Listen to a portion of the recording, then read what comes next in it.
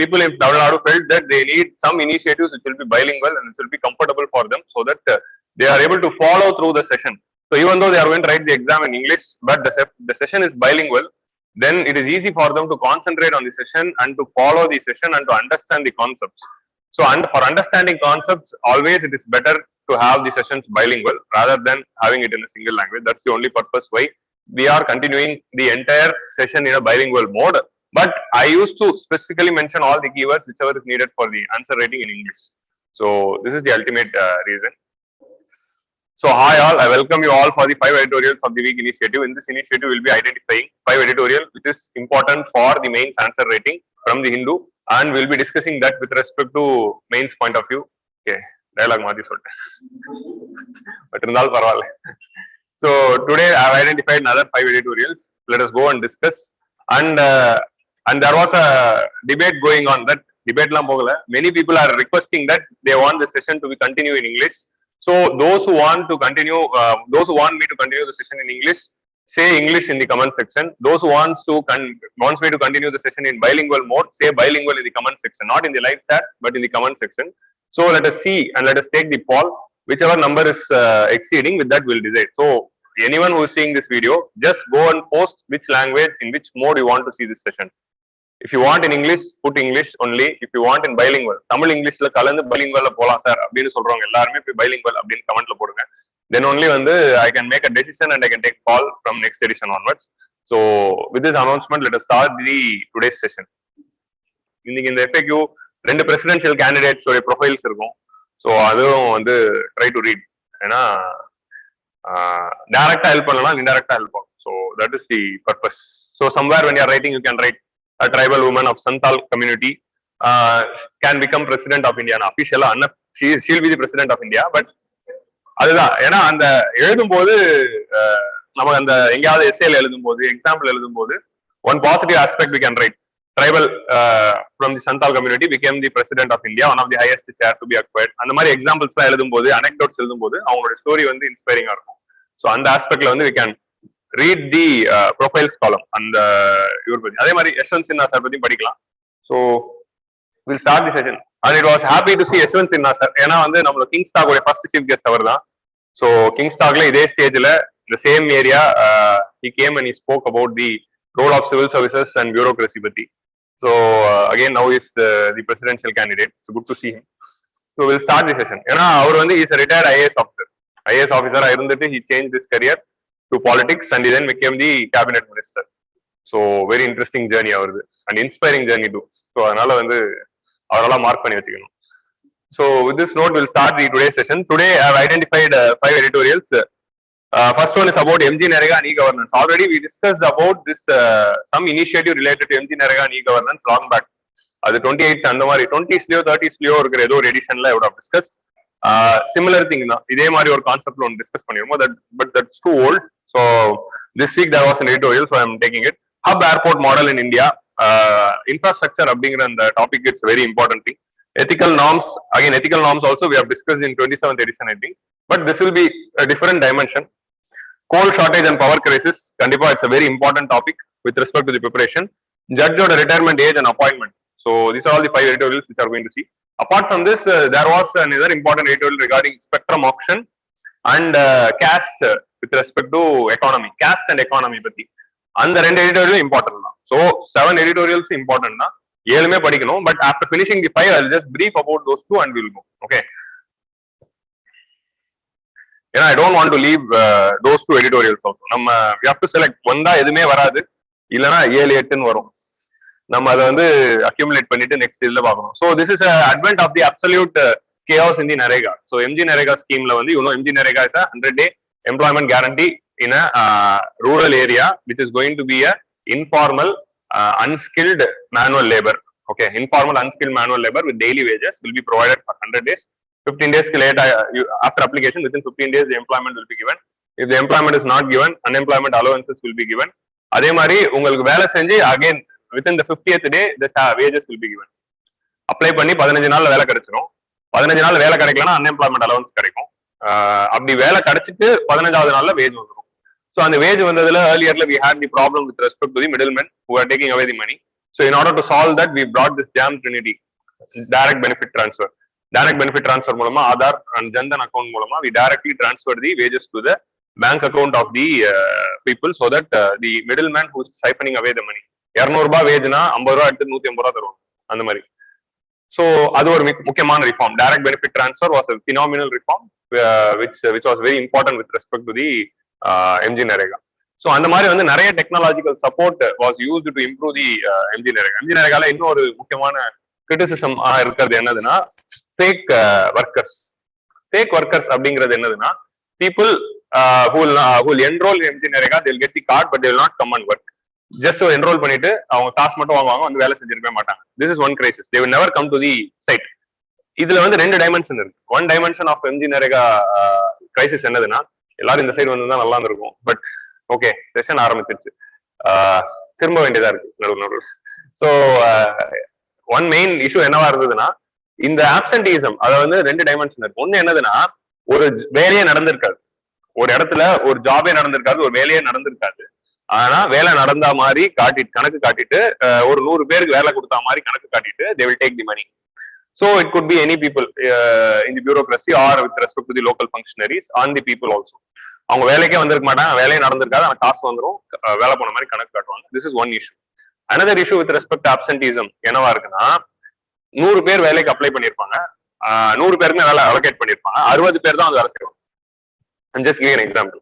60 பேர் வந்து வேலை செஞ்சு அந்த ஜாபை கம்ப்ளீட் பண்ணி அந்த ஜாப் கம்ப்ளீட்டட் அப்படிங்கிற போட்டோ எல்லாம் எடுத்துட்டு they will be doing. ஆனா 100 பேருக்குமே wages would have gone. So மிச்சம் 40 பேர் வந்து they wouldn't have come to the site, just அவங்க என்ரோல் பண்ணிட்டு வீட்டில் உட்காந்துருப்பாங்க. ஸோ அவங்களுக்கும் அந்த வேஜஸ் போயிட்டு இருக்கும். ஸோ ஆப்சன்டிசம்ல ரெண்டு டைமென்ஷன் இருக்கு. ஸோ இந்த ரெண்டு டைமென்ஷன்ல இந்த ஆப்சன்டிசம் இஷ்யூவை சால்வ் பண்ணணும் அப்படிங்கிறதுக்காக தான் they brought this concept of NREGA mates அப்படிங்கிற ஒரு concept. NREGA mates and this particular app. இந்த ஆப்பை கொண்டு வரதுனால என்னதுன்னா, ஆன் ஃபீல்ட் அட்டண்டன்ஸ் அப்படிங்கிறது வந்து முன்னாடி attendance was registered through manual. அப்போ வேலைக்கு வரலன்னா வீட்டுக்கு மேனுவல் வந்துடும், இல்ல ஃபேக் ஆப்பை கையெழுத்து போட்டுக்கலாம், கையெழுத்து போட்டுக்கிட்டு மேனுவலை வந்து ஏமாத்திக்கலாம். கரெக்டா? ஸோ அப்படி பண்ணக்கூடாது அப்படிங்கிறதுக்காக தான் this reform was brought, which is called as இந்த national mobile monitoring software. National mobile monitoring சாஃப்ட்வேர்ல வந்து they will be marking the attendance. So இந்த NREGA mates அப்படிங்கிற கான்செப்ட் என்னதுன்னா, it is a supervisor role, like how women were given the empowerment by appointing them as banking correspondents or ASHA. Banking correspondents ஆஷால எப்படி வந்து ஒரு leadership role கொடுத்து உமனுக்கு employment create பண்ணாங்களோ, அந்த similar lines they brought in this concept called NREGA mates. இந்த NREGA mates அப்படிங்கிற இந்த விஷயம் என்னதுன்னா, they will identify a woman in the locality, that woman will be appointed as the supervisor for a work site. ஒரு MG NREGA work siteல she will be supervisor, and அவங்களோட role என்னதுன்னா to take the attendance and to take the proofs for the job done. ஏன்னா MG NREGAல ஒரு விஷயம் என்ன பண்ணாங்கன்னா, asset இல்லாமலேயே வேலைக்கு போறாங்கல்ல, அதுக்கு என்ன சொல்யூஷன் கொண்டு வாங்க, geo tagging of asset. Geo tagging of assets என்னதுன்னா, வேலை செஞ்ச இடத்த போட்டோ எடுக்கிற மாதிரி ஒரு சிஸ்டம் கொண்டு வந்தாங்க first. when the job is completed, mostly உங்க பண்ற வேலை வந்து it's going to be dredging or watershed management or canal வெட்டுறது, or underground water canal வெட்டுறது, or river the goats பண்றது, அதே மாதிரி வந்து தூர் வாடுறது, இந்த மாதிரி dredging and all these things, watershed management works வந்து they were doing, irrigation support works. So வேலை நடந்துச்சு அப்படிங்கிறத போட்டோ எடுத்து அதை லொகேஷன் டேக் பண்ணி ஜிபிஎஸ்ல தேவர் அப்லோடிங் தி போட்டோ. அதுக்கு ஒரு ஆப் இருந்தது, அப்படிதான் ஃபர்ஸ்ட் போயிட்டு இருந்தது. So that was geo tagging of assets. So இந்த ஜியோ டேகிங் பண்ணிட்டு வந்தவங்க கிட்ட எல்லாம் அட்டண்டன்ஸ் எடுத்துட்டு வேலை நடக்குதான் சூப்பர்வைஸ் பண்றது தான் NREGA மேட்டோட ரோல். அந்த ஒர்க் சைட்டு அவங்க இன்சார்ஜ் மாதிரி. ஸோ இந்த மாதிரி ஒரு சில லீடர்ஷிப் ரோல் மூலமா they wanted to empower the women. So this is இந்த மாதிரி ஒரு சில இனிஷியேட்டிவ்ஸ் தான் வந்து women empower. ஸோ அவங்களே இந்த நாளைக்கு இந்த NREGA மேட் அப்படிங்கிற இந்த கேரக்டர் வந்து she might also stand in the election, Panchayat election, and she will be a good leader who can be elected, and she can contest in the election and in Panchayat election and become a representative. So அந்த மாதிரி ஒரு empowerment மாதிரி, எப்படி Asha worker, self help groups, leaders, அது எல்லாமே ஒரு empowerments தான். Banking correspondent மாதிரி NREGA மேட். ஸோ இதுக்காக இப்ப என்னதுன்னா, இந்த ஆப்சன்டிசம்காக ஆல்ரெடி அசெட்ஸ்க்காக ஒன்று கொண்டு வந்தாங்க, ஆப்சன்டிசம்காக கொண்டு வந்தது தான் இந்த ஆப். இந்த ஆப்ல இருக்கிற ப்ராப்ளம்ஸ் என்னென்ன, இட்ஸ் வெரி இம்பார்ட்டன்ட் ஆப். கண்டிப்பா இதோட பார்த்தா இட்ஸ் வெரி இம்பார்ட்டன்ட் திங், ஏன்னா அட்டெண்டன்ஸ் இருக்கு. பட் இதுலயும் இம்ப்ளிமெண்டேஷன்ல எரர்ஸ் இருக்கு. அந்த இஷ்யூஸ் பத்தி தான் பார்க்க போறோம். இந்த எடிட்டோரியல்ல நம்ம என்ன பார்க்க போறோம்னா, when e-governance is brought, how e-governance can be brought for governance reforms. அது பாசிட்டிவ் ஆஸ்பெக்ட். அதே மாதிரி e-governance வந்துச்சுன்னா அதுல என்னென்ன ரோட் பிளாக்ஸ் இருக்கு, அது கிரிட்டிசிசம் ஆஸ்பெக்ட். இது ரெண்டும் தான் வந்து will be discussing and government policies and e-governance, two important topics in the GS2 syllabus. Okay. So National Mobile Monitoring Software for improving the citizen oversight and transparency in MG NREGA. Real-time photograph, geotagged attendance of worker to be used by the MG NREGA mates. So, இங்க என்ன பண்ண போறாங்கன்னா worker should register their attendance half a day once. காலையில வந்த உடனே ஒரு photo வந்துட்டேன்னு, மதியானம் லஞ்ச் டைம்ல ஒரு போட்டோ, ஈவினிங் வேலை முடிச்சுட்டு போகும்போது ஒரு போட்டோ, அந்த மாதிரி 3 இல்ல 2 டைம் போட்டோ எடுக்கும். போட்டோ எடுத்துட்டு இவங்க 3 வேலையும் இருக்காங்கன்னு அப்படி போட்டோ எடுத்து அந்த ஆப்ல அப்லோட் பண்ணும்போது that is a digital way of marking the attendance. வெறும் ரெஜிஸ்டர்ல கையெழுத்து போடாம அவங்க வந்ததுக்கே ப்ரூஃபா. ஸோ இதுதான் வந்து இந்த கான்செப்ட். அப்போ அவங்கள 4-5 ஆங்கிள் நிறைய போட்டோ எடுத்து வச்சுட்டு கேலரியில வச்சுக்கிட்டு டெய்லி வந்து பண்ணலாம். NREGA மேட் நினைச்சா பண்ணலாம். நம்ம புத்தி அப்படிதான் போகுது. மால் பிராக்டிசஸ் அது வந்த உடனே அதுக்கு சொல்யூஷன் இப்படி யோசிச்சு வச்சிருப்பாங்க. நம்ம என்னதான் ரிஃபார்ம் கொண்டு வந்தாலும் ஒரு வாரத்துக்குள்ள பிரேக் பண்றாங்க. நான் அது எப்படி சொல்றதுன்னு தெரியல. ஸோ எனக்கே இந்த ஐடியா வரும்போது அவங்களுக்கு வராதான். வேற வேற ஆங்கிள் வேற வேற ட்ரெஸ்ல நிறைய போட்டோ எடுத்துட்டு கொடுத்து NREGA மேட்டோட கேலரியில எல்லா போட்டோ வரும். Okay, but still okay. So we are having the real time photograph அதை ஜியோ டேகிங் ஆஃப் அசெட்ஸ் பண்றதுக்காக கொண்டு வந்தாங்க. ஸோ MG NREGA மேட்ஸ் வந்து லோக்கல் உமன் இந்த panchayat level who are selected and trained to monitor the work sites. So இப்போ இருக்க issues என்னென்ன? So positive side e governance example mains answer ரைட்டிங்ல இ-கவர்னன்ஸ் இது வந்து MG NREGA ரிலேட்டட் கொஸ்டின் மட்டும் example கிடையாது. When there is a question regarding e-governance, there also you have to write this as example. When you are writing a essay regarding technology, how technology can be used to rural empowerment, அங்க இது எக்ஸாம்பிளா எழுதணும். உங்களுக்கு புரியுதா? This is how you have to mobilize point and write in various areas, not only restricted to here. Women empowerment அப்படின்னு வந்ததுன்னா MG NREGA மேட்ட கொண்டு வரணும். உங்களுக்கு புரியுதா? ஸோ இந்த மாதிரி தான் வந்து நம்ம ஸ்டாக் பாயிண்ட்ஸ் வச்சுக்கிட்டு we have to deliver in various areas. So இந்த இஷ்யூஸ்ல ஃபர்ஸ்ட் இஷ்யூ என்னன்னா it is suitable for the works which is having the fixed time. So 9 to 5 work பண்றவங்களுக்கு இது கரெக்டா இருக்கும். காலையில நம்ம இன்ஸ்டியூட்ல 9 to 5 ஜாப் இருக்கு. காலையில வரும்போது பயோமெட்ரிக், ஈவினிங் போகும்போது பயோமெட்ரிக்ஸ் இருக்கும். ஸோ 9 to 5 வந்துட்டு போறவங்களுக்கு இது சூப்பரா சூட்டபிளா இருக்கும். But NREGA work is not time based work, it is a work based, அதாவது job work done based work. இது ஒர்க் டன் பேஸ்ட் ஒர்க்னா என்னதுன்னா இந்த வேலை செய்யணும், அவ்வளவுதான். இத்தனை மணி நேரம் வேலை செய்யணும்னு அவசியம் இல்லை. இன்னைக்கு இந்த வேலை செஞ்சிருக்கணும். அவங்க அதை 3 மணி நேரத்துலயும் முடிக்கலாம், 2 மணி நேரத்துலயும் முடிக்கலாம், 5 மணி நேரத்துலயும் முடிக்கலாம். So it depends on the work தான். So there is no 9 to 5 thing here. So அதனால வந்து most of the women வந்து அவங்க என்ன பண்றாங்கன்னா like they can take the example of Priya அப்படிங்கிற ஒரு லேடியோடைய ஒரு example எடுத்துக்காங்க. She used to come early in the morning. She used to complete her work by 9 o'clock. 9:30 வேலை முடிச்சிட்டு she will go back to her house and she will be running a small grocery shop மாதிரி based on the food. அவங்க farmer மாதிரி, அவங்க அந்த மாதிரி வந்து அவங்க தோட்டத்துல வர காய்கறியை விற்கிறாங்க. சோ இந்த மாதிரி வந்து she was doing a business. அவங்க என்ன பண்றாங்க, காலையில 9 மணிக்குள்ள வேலை முடிச்சுட்டு வீட்டுக்கு போயிடுறாங்க. போயிட்டு 10 மணி அந்த கடையை போட்டு ஃபுல் டே அந்த வேலையை பாக்குறாங்க. ஸோ MG NREGA வேஜ் வருது, அவங்களுக்கு அந்த வேஜ் வருது. அப்படி அவங்களோட லைஃப் ஸ்டைல் போயிட்டு இருக்காங்க. பட் இப்போ என்ன ஆயிடுச்சு, ஒரு நாளைக்கு இத்தனை போட்டோ எடுக்கணுங்கிறதுனால மதியானம் வந்து கடையை மூட்டிட்டு வந்து ஒரு திருப்பி ஒர்க் சைட்டுக்கு வேலை காலையிலே முடிச்சாலும் ஒர்க் சைட்டுக்கு வந்து போட்டோ எடுத்துட்டு திருப்பி போக வேண்டியதா இருக்கு. திருப்பி ஈவினிங் வந்துட்டு போக வேண்டியதா இருக்கு. 2 வாட்டி போயிட்டு வர வேண்டியதா இருக்கு. அதனால வந்து she is losing her the alternate opportunity. அதே மாதிரி நிறைய இன்னொரு கேஸ் ஸ்டடி என்ன சொல்லியிருந்தாங்கன்னா very important interesting case study.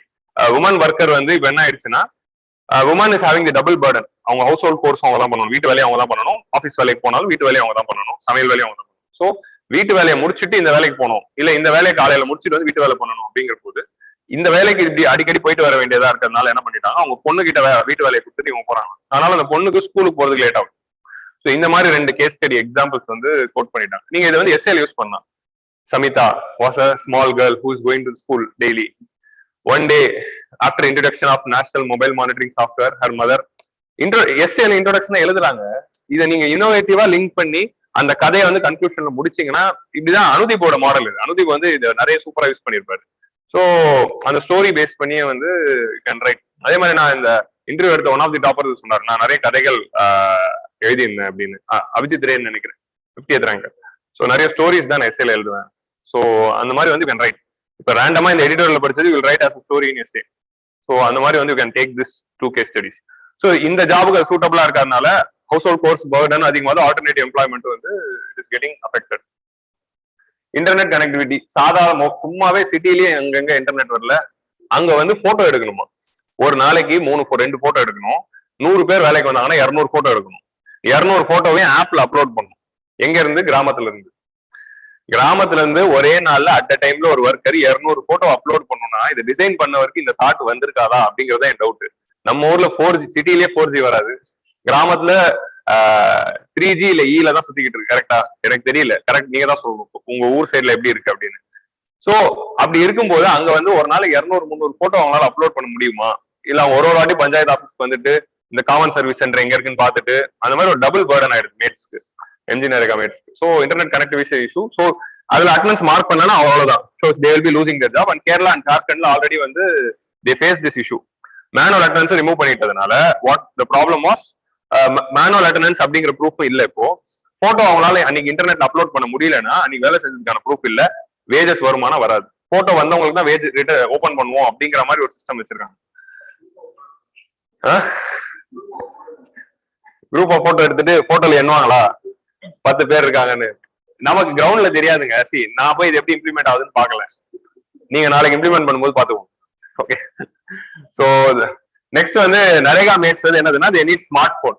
யாரா இப்ப என்ன எடுத்து முன்னாடி யார் வேணா நரேகா மேட் ஆகலாம். இப்போ those woman who's having smart phone only they can become a mate. So அதனால என்ன ஆயிடுது, இப்போவே அசட் ஓனர்ஷிப் அப்படிங்கிற இந்த விஷயத்துல லாஸ்ட் இயர் எக்கனாமிக் சர்வேல வந்து ஒரு காலம்ல இது போட்டிருப்பாங்க. என்னதுன்னா அசட் ஓனர்ஷிப் வந்து மென் கிட்ட தான் அதிகமா இருக்கும், like with especially mobile phones. Smart phone வந்து ஓனர்ஷிப் வந்து மேல் கிட்ட தான் அதிகமா இருக்கு. Women other not having the phone are having basic phone தான். ரூரல் ஏரியாலும் மென்னும் நிறைய பேர் பேசிக் போன் தான் யூஸ் பண்றாங்க. சோ அப்படி இருக்கும்போது ஸ்மார்ட் போன் ஓனர்ஷிப் இருந்தாதான் நரேகா மேட் ஆக முடியும்னா நிறைய விமனால they are becoming ineligible. So woman எம்பவர்மெண்ட்காக கொண்டு வந்த இந்த நரேகா மேட் அப்படிங்கிற இந்த விஷயம் now it has become ineligible for them to eliminate women participation who are targeted and lack of training. இந்த ஆப் எப்படி யூஸ் பண்ணணும் அப்படிங்கிற ட்ரைனிங் வந்து கொடுக்கறது இல்லை. அதனால வந்து they are not able to do. No stakeholder consultation and redesign of scheme. இந்த ஸ்கீம் வந்து மே 2021ல லான்ச் பண்ணாங்க பைலட் பேசிஸ்ல. பைலட் பேசிஸ் அப்படிங்கிற கான்செப்ட் என்ன, ஒரு இடத்துல மட்டும் லான்ச் பண்ணிட்டு எப்படி ஒர்க் ஆகுதுன்னு பார்த்துட்டு they will take the feedback and they will analyze any problem and they will rectify it so that when they are launching for the full scale all the problems are solved. ஆனா pilot ஸ்கேல்ல implement பண்ணி என்னென்ன problem வந்துச்சு, அதை எப்படி rectify பண்ணாங்க, launch பண்ணும்போது எப்படி இருந்தது அப்படிங்கிறதுக்கு எந்த இன்ஃபர்மேஷனும் இல்ல. பைலட் என்னவா இருந்ததோ அது அப்படியே தான் லான்ச் பண்ணிருக்காங்க இந்தியா ஃபுல்லா. சோ இந்தியா ஃபுல்லா லான்ச் பண்ணும்போது ஏகப்பட்ட ஸ்டேட்ஸ் வந்து கம்ப்ளைண்ட்ஸ் போயிருக்கு, same complaints which was faced in the pilot regions. So that is the problem. So no stakeholder consultation, none of them were consulted. Top down approach வந்து வந்திருக்கு. So top down approach, centralization, decentralization அந்த மாதிரி கேள்விகள் வந்தாலும் இது example. உங்களுக்கு புரியுதா? How innovatively you are using points. அதுதான் இந்த இன்னோவேட்டிவா எப்படி பாயிண்ட்ஸ் யூஸ் பண்ண முடியும், எழுத தான் வரும், எழுதும் போது ஃப்ளோல வரும். நீங்க அதை எங்கேயாவது நோட் பண்ணி வச்சுக்கிட்டு நீங்க அதை ரிவைஸ் பண்ணணும். அது பண்ணதான் வந்து it will come. So what is going to be the solution? So social auditing பண்ணலாம். Through social auditing at Gram Sabha level, we can solve most of these. So social audit அப்படின்னா என்னதுன்னா, gram சபா கூடும். Gram சபையில those who are part of MG NREGA and those who are not part of MG NREGA எல்லாருமே இருப்பாங்க. Gram சபையில வந்து என்ன பண்ணுவாங்க, MG NREGA சோஷியல் ஆடிட்டிங். ஏன்னா MG NREGA it's one of the feature that இதோட அக்கௌண்ட்ஸ் எல்லாமே சோஷியல் ஆடிட் தான் பண்ணணும். சோஷியல் ஆடிட்டிங்ல என்ன இருக்குன்னா அதோட கணக்கு எல்லாமே கிராம் சபையில படிப்பாங்க. இவ்வளவு செலவாயிருக்கு, இத்தனை பேர் அப்ளை பண்ணாங்க, இத்தனை பேர் ஜாப் போயிருக்கு, இவங்க இத்தனை பேர் வேலைக்கு போனாங்க, இத்தனை அசெட்ஸ் கிரியேட் பண்ணிருக்கோம், அதுல இத்தனை ப்ராப்ளம் வந்திருக்கு. அப்ப ஒருத்தர் சொல்ல, ஐயா எனக்கு 2 நாள் வேலை கூலி வரல அப்படின்னு அவர் சொல்லுவாரு. அவர் 2 நாள் கூலி வரல, ஏன்னா அந்த கிராம் சபா மீட்டிங்க்கு விஏஓ வருவாரு, அவர் நரேகா இம்ப்ளிமெண்ட் பண்ற ரெஸ்பெக்டிவ் பர்சன் வருவாரு. இது எதுவுமே எனக்கு தெரியாது, நான் படிச்சதை வச்சு சொல்லிட்டு இருக்கேன். Okay, I have never seen all these things in my lifestyle. So அதனால வந்து whatever I read I am just telling. So VAO வருவாரு, நரேகா இம்ப்ளிமெண்ட் பண்ற ரிலேட்டட் அபிஷியல் வருவாங்க, பஞ்சாயத்து லெவல் லீடர் வருவாங்க, எல்லாருக்கும் முன்னாடி இது நடக்கும். இப்ப 2 பேருக்கு வேஜ் வரலன்னா அவங்களுக்கு வேஜ் வரலையா என்னன்னு பாரியா அப்படின்னு சொல்லுவாங்க. சோ அவர் நோட் பண்ணிப்பாரு, அப்புறம் அவங்களுக்கு வேஜ் வந்துடும். இந்த மாதிரி தான் this is called social auditing, where people are made accountable. So officials are made accountable in front of Gram Sabha, அந்த VAO is accountable there in front of everyone. So இதுதான் வந்து சோஷியல் ஆடிட்டிங். இந்த மாதிரி சோஷியல் ஆடிட்டிங் பண்ணி பிரச்சனையை solve பண்ணலாம். அதை விட்டுட்டு ஆப் டெவலப் பண்ணும்போது சோஷியல் ஆடிட்டிங் மூலமா இந்த லோக்கல் லெவல் ஃபங்க்ஷனரிஸ் கிட்ட இருந்து ஃபீட்பேக் எடுத்துக்கிட்டு they should have designed an app rather than bringing it from top down. So அதுதான் வந்து ஃபைனல் வே ஃபார்வர்டா சொல்லியிருப்பாங்க. சோ அதே மாதிரி தான் இந்த மாதிரி வந்து நிறைய சிஸ்டம் இருக்கு. அங்கன்வாடி ஒர்க்கர்ஸ்க்கு ஒரு இ-கவர்னன்ஸ் மாடல் கொண்டு வந்தாங்க, அதை பத்தி எடிட்டோரியல் டிஸ்கஸ் பண்ணுவோம்.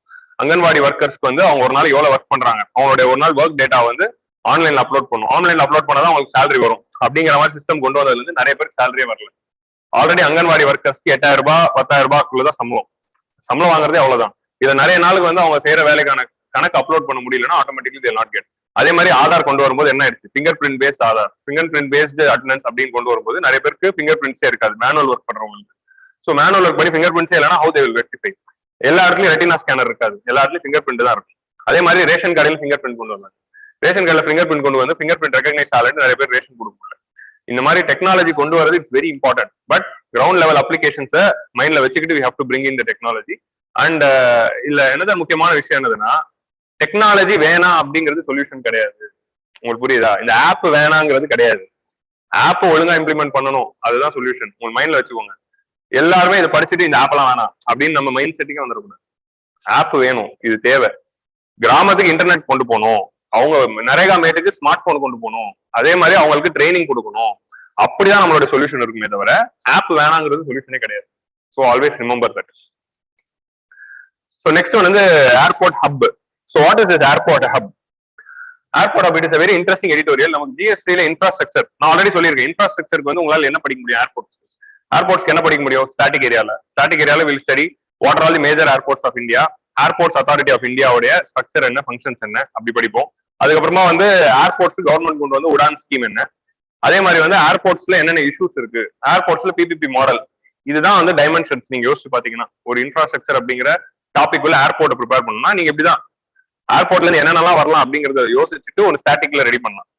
சோ அதை தாண்டி வந்து கரண்ட் அஃபேர்ஸ் இஷ்யூ பேஸ்டா தான் அதுல இருந்து கொஸ்டின் வரும். இதுக்கு முன்னாடி ஏர்போர்ட்ல இருந்து என்ன கொஸ்டின் வந்திருக்குன்னா, இது வரைக்கும் ஒரே ஒரு கொஸ்டின் தான் வந்திருக்கு 2013ல இருந்து. என்னதுன்னா, how PPP model will be effective with respect to airport management கேட்டுட்டாங்க. ஏன்னா திருவாண்டரம்ல பிபிபி மாடல் கொண்டு வரும்போது already ask question. So current அஃபேர்ஸ்ல ஒன்னத்தை கொண்டு வரும்போது அதை பேஸ் பண்ணி தான் இன்ஃப்ராஸ்ட்ரக்சர்ல கொஸ்டின்ஸ் இது வரைக்கும் வந்திருக்கு. ஏன்னா ஸ்டாட்டிக் ஏரியால இருந்து கேட்கறதுக்கு டிஎன்பிஎஸ்சி தான் மோஸ்ட்லி கேட்பாங்க. பட் இப்படிதான் நானும் சொல்றேன், இந்த வருஷம் ஜிஎஸ்டில வரும் பாருங்க, what are all the major difference between major airports and minor airports, ஏதாவது ஒன்று கேட்பான். சோ நம்ம இப்படிதான் சொல்லுவோம், அவன் ஏதாவது ஒன்று பண்ணுவான். சோ பட் ஸ்டில் கரண்ட் அஃபேர்ஸ்ல PPP model when it was implemented அப்போதான் வந்து they asked the question from infrastructure topic. So இது வரைக்கும் இன்ஃப்ராஸ்ட்ரக்சர் டாபிக்ல ஏர்போர்ட் வந்திருக்கு, இன்லேண்ட் வாட்டர்வேஸ் வந்திருக்கு, இந்த மாதிரி கொஞ்சம் கொஞ்சமான டாபிக்ஸ் தான் வந்து வந்திருக்கு. ஸோ இந்த ஏரியால இருந்து வி கேன் எக்ஸ்பெக்ட். ஏன்னா சின்ஸ் இந்த ஹப் மாடல் வந்து இந்தியா கொண்டு வரணுங்கிறது it's a long pending thing. So airport hubs அப்படிங்கிற கான்செப்ட்னா என்னதுன்னா, there will be hub airport. So ஒரு ரீஜன் வந்து ஹப்னு வச்சுக்கலாம். நம்ம என்ன பண்ணிக்கலாம், சென்னை வந்து ஹப்னு வச்சுக்கலாம். ஹப் ஏர்போர்ட் அப்படின்னா சென்னையில இருக்க airport is called as hub airport தான். இங்க வந்து என்ன ஆகும்னா, நம்ம சுத்தி இருக்கிற ஊருங்க எடுத்துக்கலாம். இங்க வந்து பெங்களூர் இருக்கு, ஹியர் வேர் ஹைதராபாத், இங்க வந்து we're having Vizag, so here we're having Bombay, இங்க வந்து we're having Trichy, Kovai, Trivandrum, or we're having Thoothukudi, Madurai. Oh இது திருச்சி, இது மதுரை. ஓகே, பெங்களூர், பாம்பே, ஹைதராபாத், வைசாக். ஓகேவா? இப்ப சென்னை தான் ஹப் அப்படின்னு வச்சுக்கோங்களேன். இந்த ஹப் மாடல் எப்படி ஒர்க் ஆக போகுதுன்னா, இப்ப வந்து இமேஜின் மதுரையில இருந்து மும்பைக்கு பிளைட் இருக்குமா? மதுரையில இருந்து மும்பைக்கு போறவங்க எத்தனை பேர் இருப்பாங்க? இருக்காது. சோ இப்போ ஒரு இண்டிகோ அப்படிங்கிற ஒரு ஏர்லைன்ஸ் வந்து மதுரை டு மும்பை பிளைட்டை வந்து வச்சாங்கன்னா அவங்களுக்கு கஸ்டமர்ஸும் வரமாட்டாங்க. அப்படி வந்தாலும் ரொம்ப கம்மியா வருவாங்க. அந்த கம்மியான இப்போ வந்து ஒரு 100 பேர் போலாங்கிற பிளைட்ல 4 பேர் வருவாங்க. சோ அந்த 4 பேருக்காக பிளைட் ஆப்ரேட் பண்ண முடியாது. சோ இதுதான் இங்க இருக்க ப்ராப்ளம். சோ அதே மாதிரி இப்போ வந்து தூத்துக்குடியில இருந்து ஹைதராபாத்துக்கு பிளைட் தேவைப்படாது. ஆனா தூத்துக்குடியில இருந்து ஹைதராபாத்துக்கு எத்தனை பேர் போவாங்க? ஆனா 2 பேர் போற மாதிரி இருப்பாங்க. எல்லாரும் போக மாட்டாங்க, ஆனா 2 பேர் 3 பேர் போவாங்கன்னு வச்சுக்கோங்க எல்லாருக்கும். ஆனா சென்னையில இருந்து ஹைதராபாத் போறதுக்கு ஒரு 90 பேர் ரெடியா இருப்பாங்க. This is the logic. So அப்போ சென்னையில இருந்து ஹைதராபாத் தான் viable route, Thoothukudi to Hyderabad is not viable. So இந்த மாதிரி வந்து அன்வயபிள் ரூட்ஸ் எல்லாத்தையும் வயபிளா மாத்துறதுக்கு தான் இந்த ஹப். எல்லா ஊர்லயும் இப்படி ஒரு ஹப் ஏர்போர்ட் அப்படிங்கிறது ஒன்று கிரியேட் பண்றோம்னா that will improve the connectivity. எப்பவுமே வந்து இப்ப நீங்க எந்த ஊரா இருந்தாலும் இப்ப நீங்க யோசிச்சு பாருங்க, இப்ப நீங்க டெல்லிக்கு போறீங்க, உங்க ஊர்ல இருந்து நீங்க டெல்லிக்கு டைரக்டா போவீங்களா? அங்க இருந்து ட்ரெயினை பிடிச்சிட்டு சென்னைக்கு வந்து சென்னையில இருந்து தான் போவீங்க, கரெக்டா? எப்படி போறதா இருந்தாலும் இப்ப நீங்க எங்க இப்ப நீங்க ஏன்னா உங்க ஊர்ல இருந்து கண்டிப்பா பிளைட் இருக்காது, உங்க ஊர்ல இருந்து ட்ரெயின் இருக்காது. எப்படி இருந்தாலும் நீங்க சென்னைக்கு வந்து சென்னையில இருந்தா ட்ரெயின் ஏற மாதிரி இருக்கும். சோ சென்னை அதான் ஹப், அதான் ஜங்ஷன். சோ ட்ரெயின்ல எப்படி ஜங்ஷன் அப்படிங்கிற கான்செப்ட் இருக்கு, அதேதான் பிளைட்ல ஹப்னு சொல்றாங்க, வேற எதுவும் இல்லை. ரயில்வேஸ்க்கு எப்படி ஜங்ஷன் அப்படிங்கிற ஒரு கான்செப்ட் இருக்கும், அதான் வந்து பிளைட். சோ சிஎம்பிடி அப்படிங்கிற மாதிரி வந்து ஒரு ஹப் ரீஜன். எல்லா ஊர்லயும் பஸ் ஸ்டாப் இருக்கு, ஆனா சிஎம்பிடி தான் வந்து நம்ம ஹப் அப்படின்னு சொல்லுவோம். சோ ஹப்னா என்னதுன்னா, எல்லா ஊர்ல இருந்து சென்னைக்கு தான் பிளைட் இருக்கும். பெங்களூர் டு சென்னை பிளைட் இருக்கும், பாம்பே டு சென்னை பிளைட் இருக்கும், ஹைதராபாத் டு சென்னை இருக்கும், வைசாக் டு சென்னை இருக்கும், Thoothukudi to Tiruchi to Chennai, Thoothukudi to Chennai, Madurai to Chennai, Kovai to Chennai, Trivandrum to Chennai, இதுதான் இருக்கும். எல்லா பிளைட்டும் சென்னைக்கு தான் இருக்குமே தவிர பாம்பே டு மதுரை பிளைட் இருக்காது. பாம்பே டு சென்னை பிளைட் மட்டும் தான் இருக்கும். பாம்பே டு பெங்களூர் பிளைட் கூட இருக்காது. நான் ஒரு எக்ஸாம்பிளுக்காக சொல்றேன், பாம்பே டு பெங்களூர் பிளைட் நிறைய இருக்கு. எக்ஸாம்பிளுக்காக I'm just telling what is hub அப்படிங்கிறது. சோ இப்ப யாரா இருந்தாலும் இப்போ வந்து நம்ம தூத்துக்குடிக்கு வரலாம். தூத்துக்குடியில இருந்து 3 பேர் தான் வந்து ஹைதராபாத் போகணும். ஆனா சென்னையில இருந்து 90 பேர் ஹைதராபாத் போக ரெடியா இருப்பாங்க. ஆனா தூத்துக்குடி டு ஹைதராபாத் ரூட் வைக்காம என்ன பண்ணோம்னா, தூத்துக்குடியில இருந்து அதாவது சென்னை டு ஹைதராபாத் போற பிளைட் ஒன்று இருக்கும், தூத்துக்குடியில இருந்து சென்னைக்கு வர பிளைட் இருக்கும். தூத்துக்குடியில இருந்து சென்னைக்கு மட்டும் வர்றவங்க அப்படின்னு பாத்தீங்கன்னா அதுல வந்து 90 பேர் இருப்பாங்க. சோ அவங்களை ஏத்திக்கிட்டு அது சென்னைக்கு வந்துடும். இந்த 3 பேர் வந்து என்ன பண்ணுவாங்க, ஒரு 2 மணி நேரம் வெயிட் பண்ணிட்டு இங்க இருந்து ஹைதராபாத் பிளைட் பிடிச்சிட்டு போவாங்க. So this is how this logic is going to work. So unviable routes எல்லாம் viable ஆக போகுது. அப்படிதான் ஆல்ரெடி எக்ஸிஸ்ட் ஆயிட்டு இருக்கு. இது என்ன புது ஐடியா அப்படிங்கிறது அவங்க கொஸ்டினா இருக்கும். அப்படி எல்லா ஊர்லயும் எல்லா ரூட்டுக்கும் எக்ஸிஸ்ட் ஆகும். இப்படி சென்னையில இருந்து எல்லா சிட்டிஸ்ல இருந்து சென்னை கனெக்டிவிட்டி இருக்குன்னா அது வந்து ஒரு ஆர்கனைஸ்டா பிளான்டா அப்படி கனெக்ட் ஆகல இது வரைக்கும். எப்படின்னா இப்போ ஃபார் எக்ஸாம்பிள் ஹப் ஏர்போர்ட்ல எப்படி இருக்கும்னா காலையில 2 ஃபிளைட் வந்து கிளம்பும், ஈவினிங் 2 ஃபிளைட் கிளம்பும் அப்படின்னு பிக்சடா இருக்கும். உங்களுக்கு புரியுதா? நீங்க எப்போ சென்னைக்கு வந்தாலும் இந்த எல்லா சிட்டிக்கும் போறதுக்கு உங்களுக்கு ஃபிளைட் இருக்கும். அது வந்து ஜஸ்ட் லைக் தட் வந்து பேஸ்ட் ஆன் தி இப்போ எப்படி இருக்குன்னா based on the availability, based on the demand they will create. இப்போ தூத்துக்குடியில இருந்து சென்னைக்கு வந்து சென்னையில இருந்து கனெக்டிங் ஃபிளைட் போடுவாங்க. ஆனா கனெக்டிங் ஃபிளைட் கான்செப்ட் எப்படி இருக்குன்னா அடுத்த நாள் கூட இருக்கும், இல்ல ஒரு 24 ஹவர்ஸ் கேப் இருக்கும், 20 ஹவர்ஸ் கேப் இருக்கும். ஆனா ஒரு ஹப் ஏர்போர்ட்ல மேக்ஸிமம் 2 or 3 ஹவர்ஸ் மேல இருக்காது. நீங்க எந்த ஊருக்கு போகிறதா இருந்தாலும் எவ்ரி 2 ஹவர்ஸ் வந்து அங்க இருந்து ஒரு ஃபிளைட் இருக்கும். அதுதான் ஹப் கான்செப்ட். இப்போ நீங்க கனெக்டிங் ஃபிளைட் கான்செப்ட் ஆல்ரெடி இருக்கு. ஆனா எல்லா கனெக்டிங் ஃபிளைட் வித்தின் 2 ஹவர்ஸ் இல்ல. நீங்க இப்போ வந்து தூத்துக்குடியில இருந்து சென்னைக்கு வந்து சென்னையில வந்து ஒரு 5 மணி நேரம் 6 மணி நேரம் இல்லைன்னா சம்டைம்ஸ் 1 டே தங்குற மாதிரி இருக்கும். ஸோ தங்கணும்னா you have to go to rest, ஒரு ஹோட்டல்ல போய் தங்கிட்டு 3 வேளை சாப்பாடு ரெடி பண்ணணும். அதுவும் வந்து ஏர்போர்ட்டே ஏர்லைன்ஸே கொடுத்துறாங்கன்னு வச்சுக்கோங்க. ஸோ அது ஏர்லைன்ஸ்க்கு எக்ஸ்ட்ரா காஸ்ட், உங்களுக்கு டைம் வேஸ்ட். அதுக்கு நீங்க ட்ரெயின்ல இருந்தே கிளம்பி போயிருக்கலாம். ஸோ அந்த ஹப் அப்படிங்கிற கான்செப்ட்ல என்னதுன்னா மேக்ஸிமம் 2 to 3 ஹவர்ஸ் மேல வெயிட்டிங் இருக்காதுங்கிறது தான் இருக்க லாஜிக். அதுக்கு ஏற்ற மாதிரி பிளான் பண்ணுவாங்க ரூட்ஸ். ஸோ அப்படி பிளான் பண்ணி ஒரு ரூட்டை டிசைன் பண்ணி ஒரு ஷெடியூல போட்டு இம்ப்ளிமெண்ட் பண்றது தான் hub airport model. Okay, so அந்த மாதிரி எல்லா ஊருக்கும் ஒரு ஹப் இருக்கு. ஆனா இந்தியாவில வந்து இன்னும் ஒரு பர்ஃபெக்ட் ஹப் ரெடி ஆகல அப்படிங்கிறதா வந்து இங்க இருக்கிற கிரிட்டிசிசம். ஸோ அந்த ஆத்தர் வந்து நீங்க A2ல படிச்சீங்கன்னா எல்லா கண்ட்ரீஸ்ல இருக்க ஹப் சொல்லுவாரு. லைக் அதே மாதிரி இந்த எல்லா ஹப்ல இருக்க எல்லா பிளைட்டையும் வந்து ஆர்கனைஸ் பண்றது ஒரு ஏர்லைன்ஸா இருக்கும், மேஜர் பிளேயரா. ஸோ லைக் லண்டன்ல வந்து பிரிட்டிஷ் ஏர்வேஸ், UAEல வந்து எமிரேட்ஸ், ஒரு பிராங்க்ஃபுட்ல வந்து லுஃப்தான்சா. இந்த மாதிரி வந்து எல்லா ஊர்லயுமே ஒரு மேஜர் ஏர்லைன்ஸ் வந்து அந்த இது எடுத்து. ஸோ அது வந்து இந்தியாவில கொண்டு வரணும் அப்படிங்கிறது தான். ஸோ இந்தியாவில் இந்தியா வந்து தேர்ட் லார்ஜஸ்ட் டொமஸ்டிக் மார்க்கெட். இந்தியாவுக்குள்ள இருக்க domestic demand is third largest after US and China. 19,000 crore investment government is planning to do in the next 4 years. இதெல்லாம் வந்து general facts for answer writing. Pre பேண்டமிக்னால வந்து airport connectivity fell. After now it is reaching economy recover ஆனது pre pandemic levels நிறைய இடத்துல reach ஆயிடுச்சு. ஒரு சில இடத்துல ப்ரீ பேண்டமிக் லெவல்ஸ் எக்ஸீட் ஆயிட்டு airport is back now. Airport services okay, நடுவில் பேண்டமிக்னால க்ளோஸ் ஆயிருந்தது, everything is back now. So இந்த டேட்டா வந்து 90,000 crore government is planning to invest in next few years. So hub ஏர்போர்ட்னா அதுதான் நான் சொன்ன அந்த கான்செப்ட் தான். Multitude of airlines connecting several airports, non-stop flights, wave of incoming flights that arrives and connects with the wave of outgoing flights. So combination of pairs வந்து ஒரு wider choice கிடைக்குது. wider choice, wider frequency and destination ஒரு option கிடைக்குது. நீங்க எங்க போறதா இருந்தாலும் டெல்லிக்கு போறீங்கிட்ட அங்க இருந்து ஃபிளைட் வந்து வித்தின் 2 ஹவர்ஸ்ல இருக்கும். அதுதான் லாஜிக். இல்லைன்னா வந்து இட்ஸ் வெரி டிஃபிகல்ட். இங்க தூத்துக்குடியில இருந்து பூனேக்கு போகணும் அப்படின்னா டைரக்ட் ஃபிளைட்டே கிடையாது. சென்னைக்கு வந்து வெயிட் பண்ணிட்டு தான் போகணும். That is how it works. ஆனா வெயிட்டிங் டைம் அதிகமா இருக்கு. ஏன்னா தூத்துக்குடியில இருந்து சென்னைக்கு வர ஃபிளைட்டும் சென்னையில இருந்து பூனேக்கு போற ஃபிளைட்டுக்கு நடுவில் கனெக்ஷன் இல்லை. அதாவது ஒன்னா பிளான் பண்ணல. தூத்துக்குடியில இருந்து சென்னை வரவங்க இந்த ஃபிளைட்ல போவாங்கப்பா, அதனால இந்த ஃபிளைட்ல அவங்க ஏற்றி விடணும் அப்படிங்கிற மாதிரி இல்லை. அவங்க சென்னை வந்த பிறகு அடுத்த எந்த ஃபிளைட் கிட்டே இருக்கோ அதுல புக் ஆயிடும். ஸோ அந்த ஃபிளைட் வந்து 6 மணி நேரமா இருக்கலாம், 7 மணி நேரமா இருக்கும். ஸோ அந்த மாதிரி ஒரு சில கன்ஸ்ட்ரெயின்ஸ் இருக்கு. ஸோ அதை சால்வ் பண்றதுக்கு தான். ஸோ கிரைடீரியா வந்து இந்த ஒரு ஏர்போர்ட் ஹப் ஒரு இடத்துல வரணும்னா நமக்கு வந்து பேப்பர் வந்து லொகேஷனல் ஃபேக்டர்ஸ் அப்படிங்கிறது இருக்கு. Locational factors for any industry. எந்த ஒரு இண்டஸ்ட்ரி வரணும்னாலும் there are certain factors which should support. அந்த ஃபேக்டரி சப்போர்ட் பண்ணாதான் அந்த இண்டஸ்ட்ரி அந்த இடத்துல வர முடியும். if the locational factors are not working, that industry cannot sustain that. So எந்த ஒரு விஷயம் இருந்தாலும் we need locational factors like local consumer demand. இதெல்லாம் ஒரு ஹப் ஏர்போர்ட் ஒரு ஊர்ல டெவலப் ஆகணும்னா அத்தனை பேர் ஏர் சர்வீசஸ் யூஸ் பண்ணும். அப்பதான் hub airport will be viable. இந்தியாவில் வந்து தேர்ட் லார்ஜஸ்ட் டொமஸ்டிக் டிமாண்ட் இருக்கு. ஸோ கண்டிப்பா இந்தியாவில் வந்து it is viable. Geographic location, so it should be centre. இப்போ புரியுதா, ட்ரிவாண்ட்ரம் ஹப் ஏர்போர்ட்டா வைக்க முடியாது. உங்களுக்கு புரியுதா? ட்ரிவாண்டம் வந்து இந்தியாவுக்கு ஹப் ஏர்போர்ட்டா வைக்க முடியாது. இந்தியாவுக்கு நடுவுல இருக்க ஏதாவது ஒரு ஊர்ல தான் ஹப் ஏர்போர்ட்டா வைக்க முடியும். இல்ல அந்த மாதிரி வந்து ஒரு சென்டர் பாயிண்ட் தான் ஹப்பா வைக்க முடியும். இப்போ எந்த பிளைட் இப்போ நீங்க சென்னையில இருந்து ட்ரிவாண்டம் போயிட்டு ட்ரிவாண்டம்ல இருந்து மேங்களூர் போக முடியாது. அதுக்கு நீங்க சென்னையில இருந்து டேரக்டா மேங்களூர் போயிடலாம். உங்களுக்கு புரியுதா? So Trivandrum airport cannot be hub airport. So அந்த மாதிரி யோசிக்கணும். Mumbai airport cannot be a hub airport for India throughout India. நீங்க யோசிச்சு பாத்தீங்கன்னா இருக்க முடியாது. சோ டெல்லி இருக்கலாம், அந்த மாதிரி நொய்டா இருக்கலாம். அந்த மாதிரி வந்து இந்தியாவோட ஒரு சென்டர்ல இருக்கிற ஒரு ரீஜன் போபால், இண்டோர், அதெல்லாம் வந்து பெஸ்டா இருக்கும் ஒரு ஹப் ஏர்போர்ட் கொண்டு வருது. சோ இந்த மாதிரி ஜியோகிராபிக்கல் ரீஜன் ஃபேக்டர்ஸ் ஆல்சோ தேர். ஆனா மும்பை ஆர் டெல்லியோ வந்து இன்டர்நேஷனல் லெவல்ல ஹப்பா இருக்கும். உங்களுக்கு புரியுதா? இன்டர்நேஷனல் ஹப் ஏர்போர்ட்டா இருக்கலாம், நாட் டொமஸ்டிக் ஹப் ஏர்போர்ட். புரியுதா? இன்டர்நேஷனல் ஹப் ஏர்போர்ட்னா கனெக்டிவிட்டி பிட்வீன் கண்ட்ரீஸ் தான். அப்போ மும்பை வந்து சென்ட்ரல் லொகேஷன் தான் இருக்கும். கம்பேர்ட் டு இந்த சைடு ஆப்பிரிக்கா, இந்த சைடு ஏசியா அப்படின்னு பார்க்கும்போது மும்பை சென்டரா இருக்கும். But not with respect to India. And infrastructure. நமக்கு இருக்கிற மிகப்பெரிய பிரச்சனைனா கன்சூமர் டிமாண்ட் இருக்கு, ஜியோகிராபிக் லொகேஷன்ஸ் இருக்கு, இன்ஃப்ராஸ்ட்ரக்சர் தான் மிகப்பெரிய problem with respect airport. So airport infrastructure வீணும். அண்ட் ரீசென்ட் காமெடி என்னதுன்னா ஹெல்மெட் போட்டு போனோம் அப்படிங்கிறது சென்னை ஏர்போர்ட்டுக்கு. ஏன்னா சீலிங்ல இருந்து டைல்ஸ் வந்து அப்பப்போ விழுந்துகிட்டே இருக்கு நிறைய பேருக்கு. அதனால ஹெல்மெட் போட்டு போகணும் அப்படிங்கிறது வந்து ஒரு மீம் ஜோக் ஆகிற அளவுக்கு அத்தனை வாட்டி வந்து அது உடஞ்சு விழுந்துருக்கு.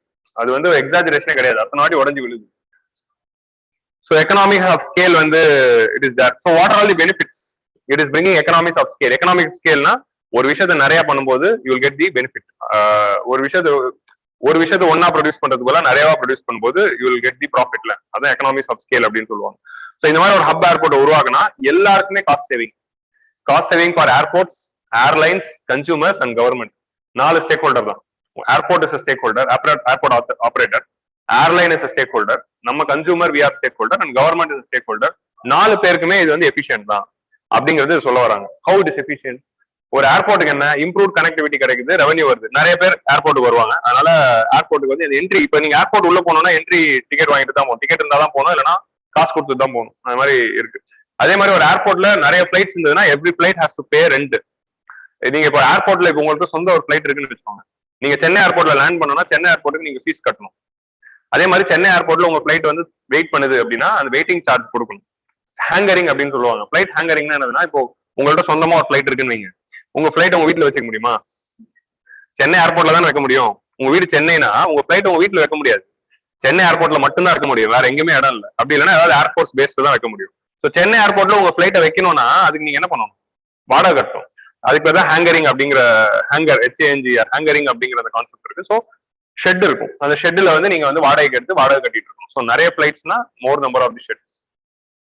அக்ளாமரேஷன் of aero and non aero services. இந்த மாதிரி நிறைய பிளைட்ஸ் வருதுன்னா ஆட்டோமேட்டிக்லி அந்த அக்ளாமரேஷன் எஃபெக்ட் ஆஃப் அதர் இண்டஸ்ட்ரீஸும் வர ஆரம்பிக்கும்.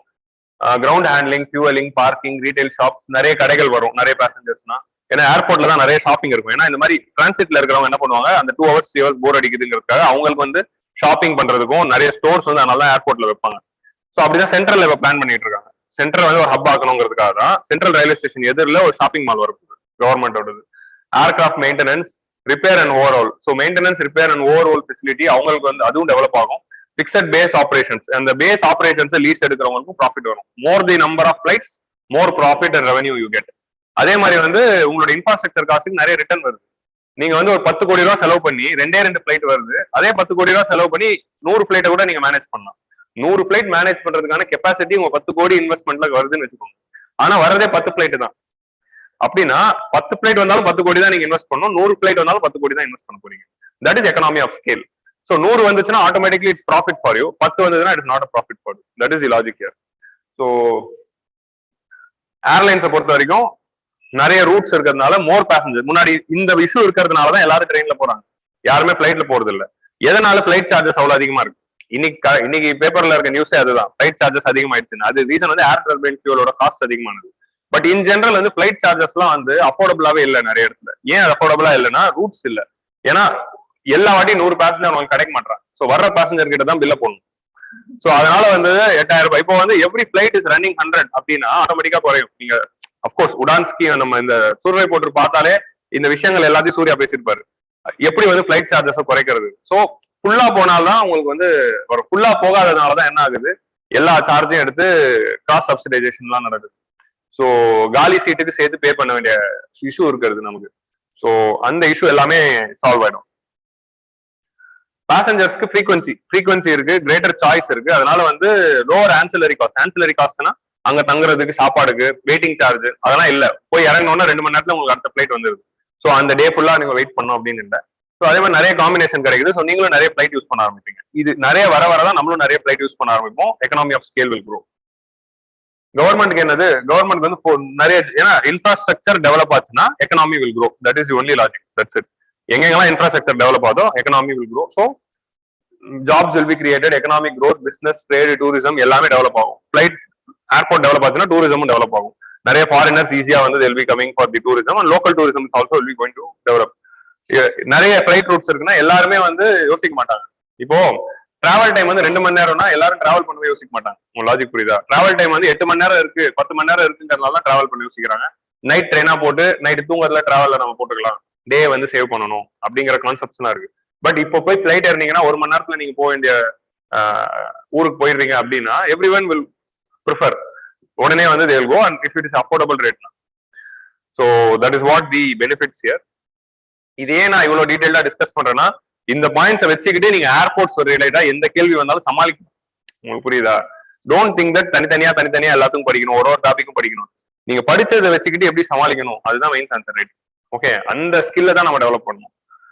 இந்தியாவில வந்து லார்ஜஸ்ட் டயஸ்போரா வேற இருக்கு, 18 million people living abroad. So அவங்க எல்லாருமே ஃபிளைட்ஸ் யூஸ் பண்ண ஆரம்பிப்பாங்க. ஸோ அதனால வந்து that is going to create one of the busiest international air காரிடார்ல தான் இந்தியா இருக்கு. இந்த சைடு யூரோப் இருக்கு, இந்த சைடு மிடில் ஈஸ்ட் இருக்கு, this side we are having Asia. So middle east, Europe, ஆப்பிரிக்காக்கும் ஏஷியாவுக்கும் நடுவுல நம்ம இருக்கிறதுனால நம்ம India can be very good hub. இந்தியாவில ஒரு ஏர்போர்ட் சூப்பரா டெவலப் ஆயிடுச்சுன்னா that can be hub airport. So நம்மளை சுத்தி இருக்கிற ஹப் ஏர்போர்ட்டா இப்போ இருக்கிறது வந்து எது? நம்ம ரீஜனுக்கு எது ஹப் ஏர்போர்ட்டா இருக்கு? இந்த ஏஷியா ரீஜன்ல, சவுத் ஏஷியா ரீஜன்ல Dubai. Dubai is considered to be very important hub airport because of Emirates. Emirates and Dubai தான் மெயின் ஹப் ஏர்போர்ட்டா இருக்கு. ஆனா இந்தியால அந்த ஹப் ஏர்போர்ட்டான பொட்டன்ஷியல் இருக்கு, ஒரு ஸ்டாண்ட் பை ஆகும், ஃபியூவல் ரீசார்ஜ்க்காகவும், லாங் ஃபிளைட்ஸ் எல்லாத்துக்கும். So we can develop. 5th largest economy and 7th largest landmark. So அதனாலே வந்து 2 ஹப் கூட வைக்கலாம், டெல்லி ஒன்னு, கீழே வந்து பெங்களூர் ஒன்னு அப்படின்னு கூட வைக்கலாம். ஏர்போர்ட் பிசினஸ் அப்படிங்கிறது வந்து மோனோபோலிஸ்டிக் பிசினஸ். ஒரு ஊருக்கு ஒரு ஏர்போர்ட் தான் இருக்க போது, அந்த பிசினஸ் நீங்க மட்டும் தான் பண்ண போறீங்க. அதனாலே இன்வெஸ்டர்ஸ்க்கு வந்து என்ன, அதே மாதிரி it is well regulated. So well ரெகுலேட்டட்னா அதுல வந்து உங்களுக்கு லாஸ் வர்றதுக்கு ரொம்ப கஷ்டம். ஸோ அதனால ரொம்ப லாஸ் வர்றது வந்து ரொம்ப ரேர். ஸோ அதனால வந்து investors also are having low risk for the investments. So more public private பார்ட்னர்ஷிப்பும் ஓப்பன் பண்ணலாம் ஹப் ஏர்போர்ட் மாடல்ல. ஏன்னா மோனோபோலிஸ்டிக் பிசினஸா இருக்கிறதுனால உங்களுக்கு காம்படிட்டர்ஸ் இல்ல. நீங்க ஏர்போர்ட் பிசினஸ், நீங்க வந்து ஏர்போர்ட் ஆபரேட்டரா இருந்தீங்கன்னா, not airlines operator. Airport operator பிசினஸ்ங்கிறது மோனோபோலி. சென்னைக்குன்னா நீங்க ஒருத்தர் தான் இருக்க போறீங்க. ஸோ அது மோஸ்ட் ஆஃப் தி ரீஜன்ல ஏர்போர்ட் அத்தாரிட்டி ஆஃப் இந்தியா இருக்கு. But government is planning to privatize. So அப்படி பிரைவேடைஸ் பண்ணலாங்கிற போது investors also will be ready to invest. But problem என்ன? இன்ஃப்ராஸ்ட்ரக்சர் தான். நம்மளுடைய capacity of handling number of people handling capacity கம்மி, landing slots கம்மி. அது இம்ப்ரூவ் பண்ணி ஆகணும். ஒரு ஹப் ஏர்போர்ட்னா மினிமம் ஒரு 4-5-6 ஹைவேஸாவது இருக்கும், சாரி ரன்வேஸாவது இருக்கும். நீங்க படத்துல எல்லாம் பாத்திருக்கீங்களா? நிறைய பெரிய பெரிய ஏர்போர்ட்லாம், ஃபாரின் ஏர்போர்ட்ஸ் எல்லாம் காட்டும் போது ஒரே டைம்ல 3 ஃபிளைட்லாம் 2 ஃபிளைட்லாம் டேக் ஆஃப் ஆகும். 3-4 ரன்வே போகணும். நம்ம சென்னை ஏர்போர்ட்ல 2 ரன்வே தான் இருக்கு. டேக் ஆஃப் வந்து லேண்டிங். உங்களுக்கு புரியுதா? டேக் ஆஃப் வந்து லேண்டிங் ஒன்று மட்டும் வச்சுக்கிட்டு இருந்தா எப்படி ஹப் ஆகும்? லைனா அப்படி 4-5 அடுக்கணும், அப்பதான் அது ஹப் ஏர்போர்ட் ஆக முடியும். சோ அதுவே வந்து இந்தியாவில வந்து நிறைய இடத்துல இல்ல. சோ இப்போ actually we are going to have extra கட்டிட்டு இருக்காங்க சென்னையில, மீனம்பாக்கம்ல. So capacity and landing slots need to be improve. 34 international airports இந்தியாவில இருக்கு. பட் எத்தனை ஊர்ல இருந்து international flight? Madurai airport international airport தான், திருச்சி இன்டர்நேஷனல் ஏர்போர்ட் தான். எத்தனை இன்டர்நேஷனல் ஃபிளைட்ஸ் அங்க இருந்து போகுது வெளிநாடுகளுக்கு? போறது இல்ல, பேருக்கு தான் இன்டர்நேஷனல் ஏர்போர்ட்ஸ் தான் இருக்கு. ஏன்னா கெப்பாசிட்டி இல்லாததுனால புக் பண்ணவே முடியல. சோ யார் என்னதான் இன்டர்நேஷனல் நீங்க போறதா இருந்தாலும் சென்னை வந்துட்டு தான் போற மாதிரி இருக்கு. So that is how it goes. Huge taxes on aviation turbine fuel. அதனால இது ஏன்னா it is exempted from GST. Government excise duty போடுறாங்க. எக்ஸைஸ் டியூட்டி போடுறதுனால தான் அதோட விலை அதிகமா இருக்கு. ஸோ கவர்மெண்ட் எக்ஸைஸ் டியூட்டியை குறைக்கும் போது தான் இப்போ ஏவியேஷன் டர்பைன் ஃபியூல் மேல எக்ஸைஸ் டியூட்டி, இப்போ பெட்ரோல் காசு டீசல் காசு ஏற மாதிரி அதுவும் ஏறுது. ஸோ அதனாலதான் ஃபிளைட் சார்ஜஸ் ஏறுது. அதான் இன்னைக்கு வந்த article. So it can be brought under GST. So இது எப்போ இன்னொரு லெவல், அடுத்த லெவல் ஆஃப் வே ஃபார்வர்ட் என்ன? ஸோ இது வந்து நம்ம இந்தியாவுடைய potential, problems and opportunities. What should be done way forward? Way ஃபார்வர்ட்ல என்ன சொல்றாங்கன்னா, intermodal connectivity should be develop. வெறும் ஏர்போர்ட்டை மட்டும் டெவலப் பண்ண ஒரு ஹப் ஏர்போர்ட் ஆகுது. இந்த சென்னை ஹப் ஏர்போர்ட் ஆக்குறீங்கன்னா அந்த சென்னை ஏர்போர்ட்டை வந்து சுத்தி you should have proper rail connectivity, road connectivity. So இப்போ பாத்தீங்கன்னா நம்மளோட ஏர்போர்ட்ல இருந்து வேற ஹேவிங் மெட்ரோ இருக்கு, லோக்கல் ட்ரெயின்ஸும் இருக்கு, பஸ்ஸஸும் இருக்கு. சோ நீங்க இப்போ சென்ட்ரல்ல இருந்து இறங்கி மெட்ரோ இறங்கிங்கன்னா டேரக்டா ஏர்போர்ட்டுக்கு போயிடலாம். இப்போ நீங்க ஃபாரின்ல இருந்து வரீங்க, சென்னை ஏர்போர்ட்ல இருந்து வெளியே வரீங்க, மதுரைக்கு போகணும், டேரக்டா போய் என்ன பண்ணிடலாம்? எதர் மதுரைக்கு ஃபிளைட் போகலாம், மதுரைக்கு ட்ரெயின்னா அப்படியே மெட்ரோ ஏறி சென்ட்ரல்ல வந்து ட்ரெயின் ஏறிக்கலாம். சோ மதுரைக்குன்னா இல்ல எக்மோர் போகணுமா, சரி எக்மோர் இறங்கிக்கலாம், அங்கேயே மெட்ரோ இருக்கு. ஒரு எக்ஸாம்பிளுக்கு சொல்றேன், அங்கேயே வந்து மெட்ரோ இருக்கு. So metro, that is importance of metro. இப்போ அந்த மெட்ரோ இல்லாம மதுரைக்கு போகணும்னு நினைச்சிட்டு வர அந்த ஒரு டிராவலரோட சுச்சுவேஷன் யோசிச்சு பாருங்க. அவர் ஏர்போர்ட் வந்தோடனே டாக்ஸி புக் பண்ணும். டாக்ஸிக்காரன் எவ்வளவு கேட்பான்? 400 ரூபாய் கேட்பான். அது ஏர்போர்ட் காசுனாலே அதிக சார்ஜ் போடுவாங்க. சோ 400 ரூபாய் அவர் கட்டி தான் எக்மோருக்கு வரணும், அங்க இருந்து ட்ரெயின் ஏறணும். இப்போ மெட்ரோ வந்ததுனாலேயே ஏர்போர்ட்ல என்ன ஆயிடுச்சு? இந்த டாக்ஸிக்காரங்களுக்கு ரெவன்யூ லாஸ் ஆயிடுச்சு. உங்களுக்கு புரியுதா? இந்த மெட்ரோ கனெக்டட் ரீஜன், இப்ப அண்ணா நகர்ல இருந்து ஒருத்தர் வந்து ஃபாரின்கே போறதானாலும் ஒருத்தர் மெட்ரோல தான் ஏறாரு. உங்க லாஜிக் மெட்ரோல ஒரு கம்மியும் இல்லைல்ல. It is very sophisticated, very comfortable. கிரௌடடான இடம் கிடைக்காது, but that is a thing. But still நீங்க கேப்ல போனா 500 ரூபாய் கேட்கறான், இங்க போனா 50 ரூபாய் முடிஞ்சிருக்கு. ஸோ அந்த கால்குலேஷன் எடுத்து பார்க்கும்போது அது ஸ்பீடாவும் இருக்கு, ஃப்ரீக்வன்சி இருக்கு. ஸோ இன்டர்மோடல் கனெக்டிவிட்டி இருந்துச்சுனாலே automatically it will develop. So that is the logic here. Logistic supports and warehousings வந்து கொண்டு வரணும். வெறும் ஒரு ஹப் ஏர்போர்ட்னா வெறும் பேசஞ்சர் சென்ட்ரிக்கா தான் இவ்வளவு நேரம் நம்ம பார்த்துட்டு இருக்கோம். ஆனா ஒரு hub airport should also be a hub for cargos and இது trade, air trade and air கார்கோஸ்க்கும் நம்ம என்ன பண்ணணும், வேர் ஹவுசிங் கட்டணும். என்னோட வீடியோ பாத்தீங்களா, ஸ்டோரேஜ் வீடியோல வேர் ஹவுசிங் பத்தி நான் வந்து பயங்கரமா டிஸ்கஸ் பண்ணியிருந்தேன், என்னென்னமோ சொல்லிட்டு இருந்தேன். அதுல ஒரு விஷயம் என்ன சொன்னேன்னா, அதுல வந்து டைப்ஸ் ஆஃப் வேர் ஹவுசஸ்ல வந்து ஒரு டைப்ஸ் ஆஃப் வேர் ஹவுசஸ் நடத்தினேன், ஏர்போர்ட்ஸ்லயும் போர்ட்ஸ்லயும் இருக்கிற வேர் ஹவுசஸ். ஸோ அந்த வேர் ஹவுசஸ் இருந்தாதான் லைக் இது என்னதுன்னா, இப்போ ஓகே நீங்க அந்த வீடியோ பார்த்துட்டு இது பார்த்தா உங்களுக்கு புரியும். இப்போ நான் அந்த டாபிக் இங்க நடத்துறதா, ஸ்டோரேஜ் வீடியோ அது நம்ம சிலபஸ்ல இருக்கு, போய் பாருங்க. ஸோ ஸ்டோரேஜ் வீடியோல வந்து I would have discussed about the warehousing, need for warehousing in the airports and ship ports. ஏன்னா இப்போ ஃபாரின்ல இருந்து ஒரு சரக்கு இம்போர்ட் பண்றோம்னா அது உடனடியாக அவங்களால வெளியே எடுத்துட்டு போக முடியாது. அதை வந்து என்ன பண்ணலாம், அங்க ஒரு வேர் ஹவுசிங் இருந்தீங்கன்னா நீங்க இம்போர்ட் பண்ண சரக்கு வேர் ஹவுசிங்ல வச்சுட்டு கொஞ்சம் கொஞ்சமா எடுத்து இம்போர்ட் டியூட்டி கட்டி எடுத்துக்கலாம், ஒரேடியா எடுக்கிறதுக்கு மேல. அதனாலதான் there is a necessity for warehousing in ports. So அந்த வேர் ஹவுசிங் இருந்தாதான் வந்து ஏர்போர்ட்ஸ் will develop. ஸோ அதே மாதிரி வந்து பார்ட்னர்ஷிப் ஆஃப் ஹப்ஸ், ஒரு ஹப் டெவலப் பண்ணணும்னா it should have partnership with all the tier 2 and tier 3 cities so that it is developed. கிளியரா? So இதுலயும் இவ்வளவு டீடைல்டா இத்தனை பாயிண்ட்ஸ் இருக்கு. நம்ம எப்பவுமே 5 பாயிண்ட் 6 பாயிண்ட் தான் டிஸ்கஸ் பண்ணுவோம், ஆனா இல்ல இத்தனை பாயிண்ட் இருக்கு. ஏன்னா ஏர்போர்ட் அப்படிங்கிறது நம்ம எங்கேயுமே படிக்கிற இந்த மாதிரி படிச்சாதான் உண்டு, உங்களுக்கு புரியுதா? இதை தாண்டி ஸ்டாட்டிக் ஏரியா அப்படிங்கிறது வந்து ரொம்ப ரேர் இதுல, இந்த ஏர்போர்ட், ரோடு, ரயில், போர்ட் அதுக்கெல்லாம். சோ இதுல இங்க படிக்கிறீங்களா இந்த பாயிண்ட் ஒரு ஏர்போர்ட் ஷீட்ல எழுதி வச்சுக்கோங்க. இது கூட நான் சொன்னதெல்லாம் நீங்க ரெடி பண்ணிட்டீங்கன்னா ஏர்போர்ட் முடிஞ்சிச்சு. ஏர்போர்ட் இல்லைன்னா எதை கேட்டாலும் இதை வச்சு கதை அடிக்கும். சோ இதுல என்ன முக்கியமான விஷயங்கள் அப்படின்னு பாத்தீங்கன்னா இந்த வேர்ட்ஸ் தான். இங்க வேர்ட்ஸ் இருக்குல்ல, கிரவுண்ட் ஹேண்ட்லிங், ஃபியூவலிங். ஏர்போர்ட் பத்தி ஒரு ஆன்சர் எழுதுறீங்கன்னா இந்த மாதிரி வேர்ட்ஸ் இருக்கணும். கிரவுண்ட் ஹேண்ட்லிங், ஹேங்கரிங் அப்படின்னு சொன்னால ஹேங்கரிங். அப்புறமா வந்து இங்க பாருங்க MRO, maintenance, repair and overall, அது பேர் டெக்னிக்கல் வேர்டு. எம்ஆர்ஓ அப்படிங்கிறதும் அதே மாதிரி வந்து பிஓஎஸ் அப்படிங்கிறது, எஃபிஓ பிக்சட் பேஸ் ஆபரேஷன்ஸ் அப்படிங்கிறது வந்து technical word. MRO and எஃபிஓ is technical word for airport answer. So airport ரிலேட்டடா ஒரு ஆன்சர் எழுதும் போது எம்ஆர்ஓ, எஃபிஓ அப்படிங்கிற இந்த மாதிரி வேர்ட்ஸ் எல்லாம் போட்டு எழுதும் போது டெக்னிக்கலா மாறும். ஸோ இருக்கிற பாயிண்ட் வச்சுட்டு எப்படி கேட்டாலும் எழுதுறது தான் இட் இஸ் எக்ஸ்பெக்டட். ஒரு டாபிக் தனித்தனியா ப்ரிப்பேர் பண்ணணும், ஒரு இதுக்கு தனித்தனியா ப்ரிப்பேர் பண்ணணும். கிளியரா? So now we'll go to the next editorial. Okay, then airports. Next editorial is about the global standard for AI ethics. New global standard for AI ethics. So artificial intelligence குள்ள வரலாம். artificial intelligenceல ethical AI அப்படிங்கிற ஒரு concept இருக்கு. AI ரிலேட்டடா நிறைய dimensions இருக்கு. Most of the criticism வந்து employment ரிலேட்டடா இருக்கு. another criticism is privacy. another criticism in the ethics. artificial intelligenceல ethical issues நிறைய இருக்கு. So apart from science and technology, ethical aspectலயும் வந்து we can think. So அதனால வந்து நம்ம வந்து இதுக்கு முன்னாடி 32nd editionல when I was discussing, 27 and 32nd edition ரெண்டுத்துலயும் artificial intelligence பத்தி தான் டிஸ்கஸ். அதுல டிஸ்கஸ் பண்ணது வே ஃபார்வர்ட்ல நான் என்ன சொல்லியிருந்தேன்னா, இன்டர்நேஷனல் லெவல்ல we need a convention for regulation of artificial intelligence அப்படின்னு நம்ம வே ஃபார்வர்ட் சொல்லியிருக்கோம். அது இப்போ நடந்துச்சு, அதுதான் இந்த எடிட்டோரியல். கிளியரா? So UNESCO has brought in a global treaty or agreement or a standard ன்னு வச்சுக்கலாம், global standard for ethical AI. So in the global standard of ethical AI regulations based பண்ணி nations are expected to do their local legislations அப்படிங்கிறது UNESCO சொல்லியிருக்காங்க. and more than 190 countries have accepted it. Okay, இதை நாங்க implement பண்றோம், எங்க ஊர்ல AI கொண்டு வந்தா will follow. and incidentally our Niti Aayog preempted இது 2018லயே Niti Aayog brought ethical AI regulations அப்படிங்கிறது அவங்க கொண்டு வந்தாங்க. So most of the Niti Aayog's recommendation which was brought in 2018. So அந்த national strategy for artificial intelligence of Niti Aayog ரிப்போர்ட்னு ஒரு report இருக்கு. அந்த ரிப்போர்ட் ஃபுல்லா படிக்கலாம் தேவையில்லை, சம்மரி மட்டும் படிங்க. அந்த ரிப்போர்ட்டோட சம்மரி அப்படிங்கிறதே அதோடைய இண்டெக்ஸ் காலம்ல இருக்கும். அந்த சம்மரி மட்டும் படிச்சா போதும், ஃபுல் ரிப்போர்ட்லாம் படிக்க தேவையில்லை. National strategy for artificial intelligence by Niti Aayog. So அந்த நேஷனல் ஸ்ட்ராட்டஜி ஃபார் ஆர்டிஃபிஷியல் இன்டெலிஜென்ஸ்லயே எத்திக்கல் ஏஐ அப்படிங்கிறது ஒன் ஆஃப் தி பில்லர்ஸா இருக்கும். அதுலயே ஒரு set of guidelines they brought by Niti Aayog, and now UNESCO has brought a global standard which is matching with the standards of this thing, ours also, but இன்னும் கொஞ்சம் நிறைய நம்ம add on பண்ண வேண்டியதா இருக்கு. ஸோ யுனெஸ்கோட இந்த global agreements பாருங்க. அதே மாதிரி இந்த இப்போ நீங்க வந்து என்ன, இப்போ நான் இதுல இருந்து என்ன சொல்ல வரேன்னா, ஆர்டிஃபிஷியல் இன்டெலிஜென்ஸ்னா இந்த ஒரு எடிட்டோரியல் கிடையாது, இந்த 3 எடிட்டோரியலும் சேர்ந்ததுதான். உங்களுக்கு புரியுதா? அதுக்குதான் சிரிக்கிறீங்களா?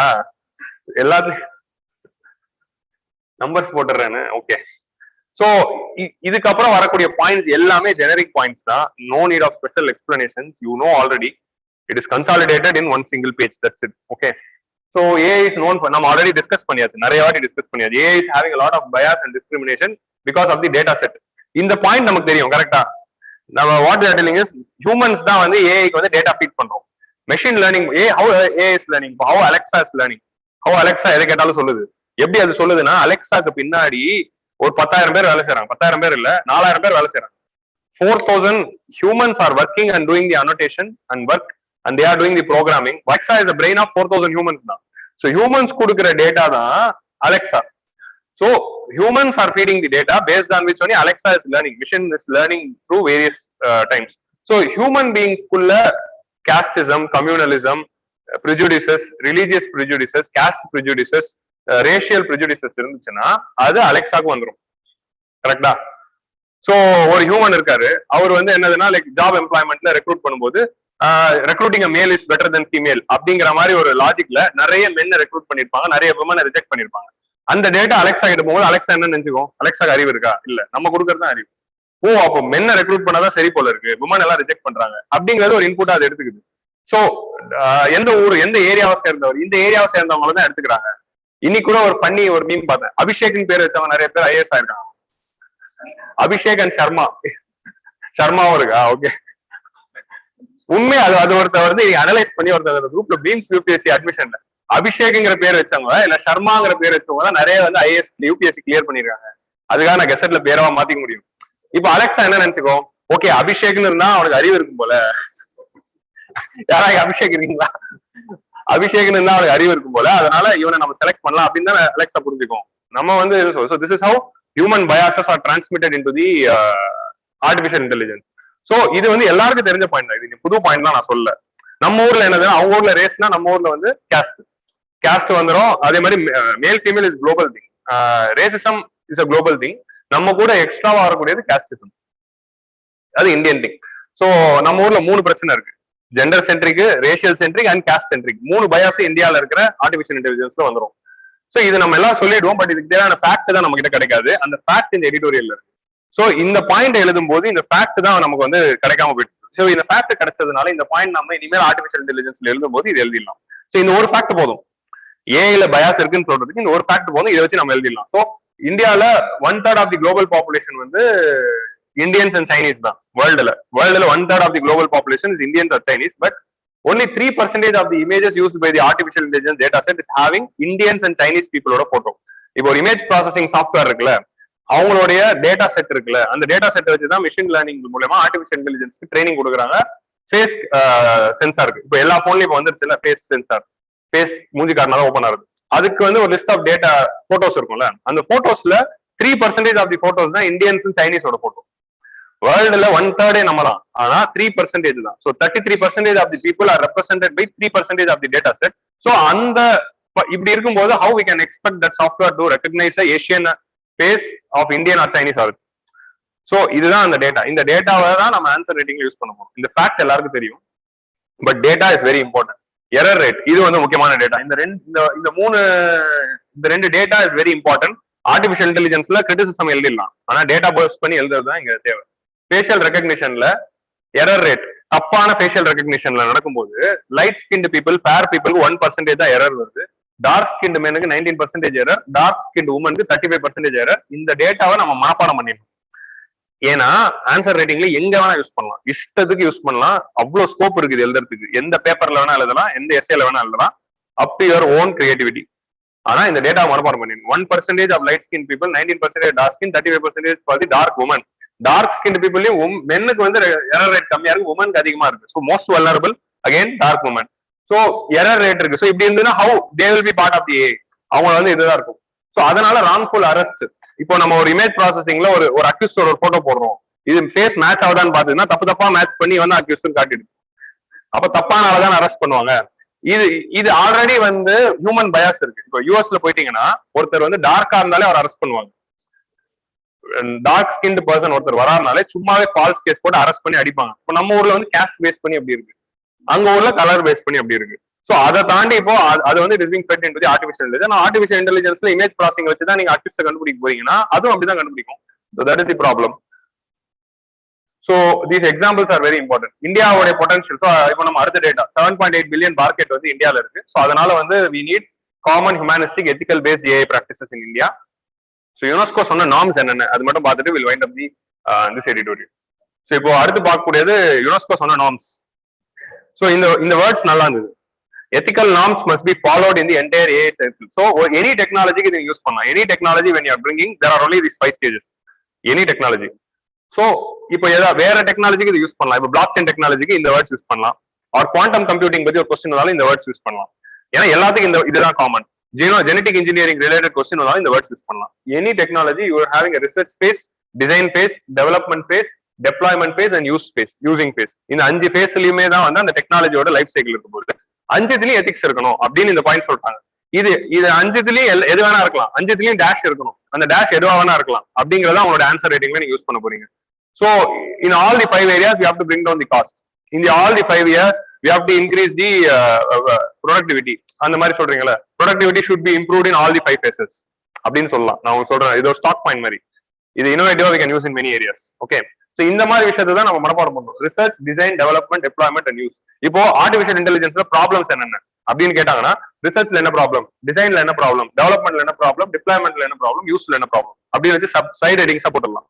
இதுதான் 5 சைட் ஹெட்டிங்கா இருக்க போது for any technology, not only artificial intelligence. So artificial intelligence way forward என்ன, இதுல என்ன வே ஃபார்வர்ட் உங்களுக்கு தோன்றது, உங்க வே ஃபார்வர்டுனா இதுல எல்லாத்துக்கும் ஒரு வே ஃபார்வர்ட் சொன்னாலும் உங்களுக்கு 5 பாயிண்ட் வந்துருச்சு, 5 சப்ஹெட்டிங் வந்துருச்சு.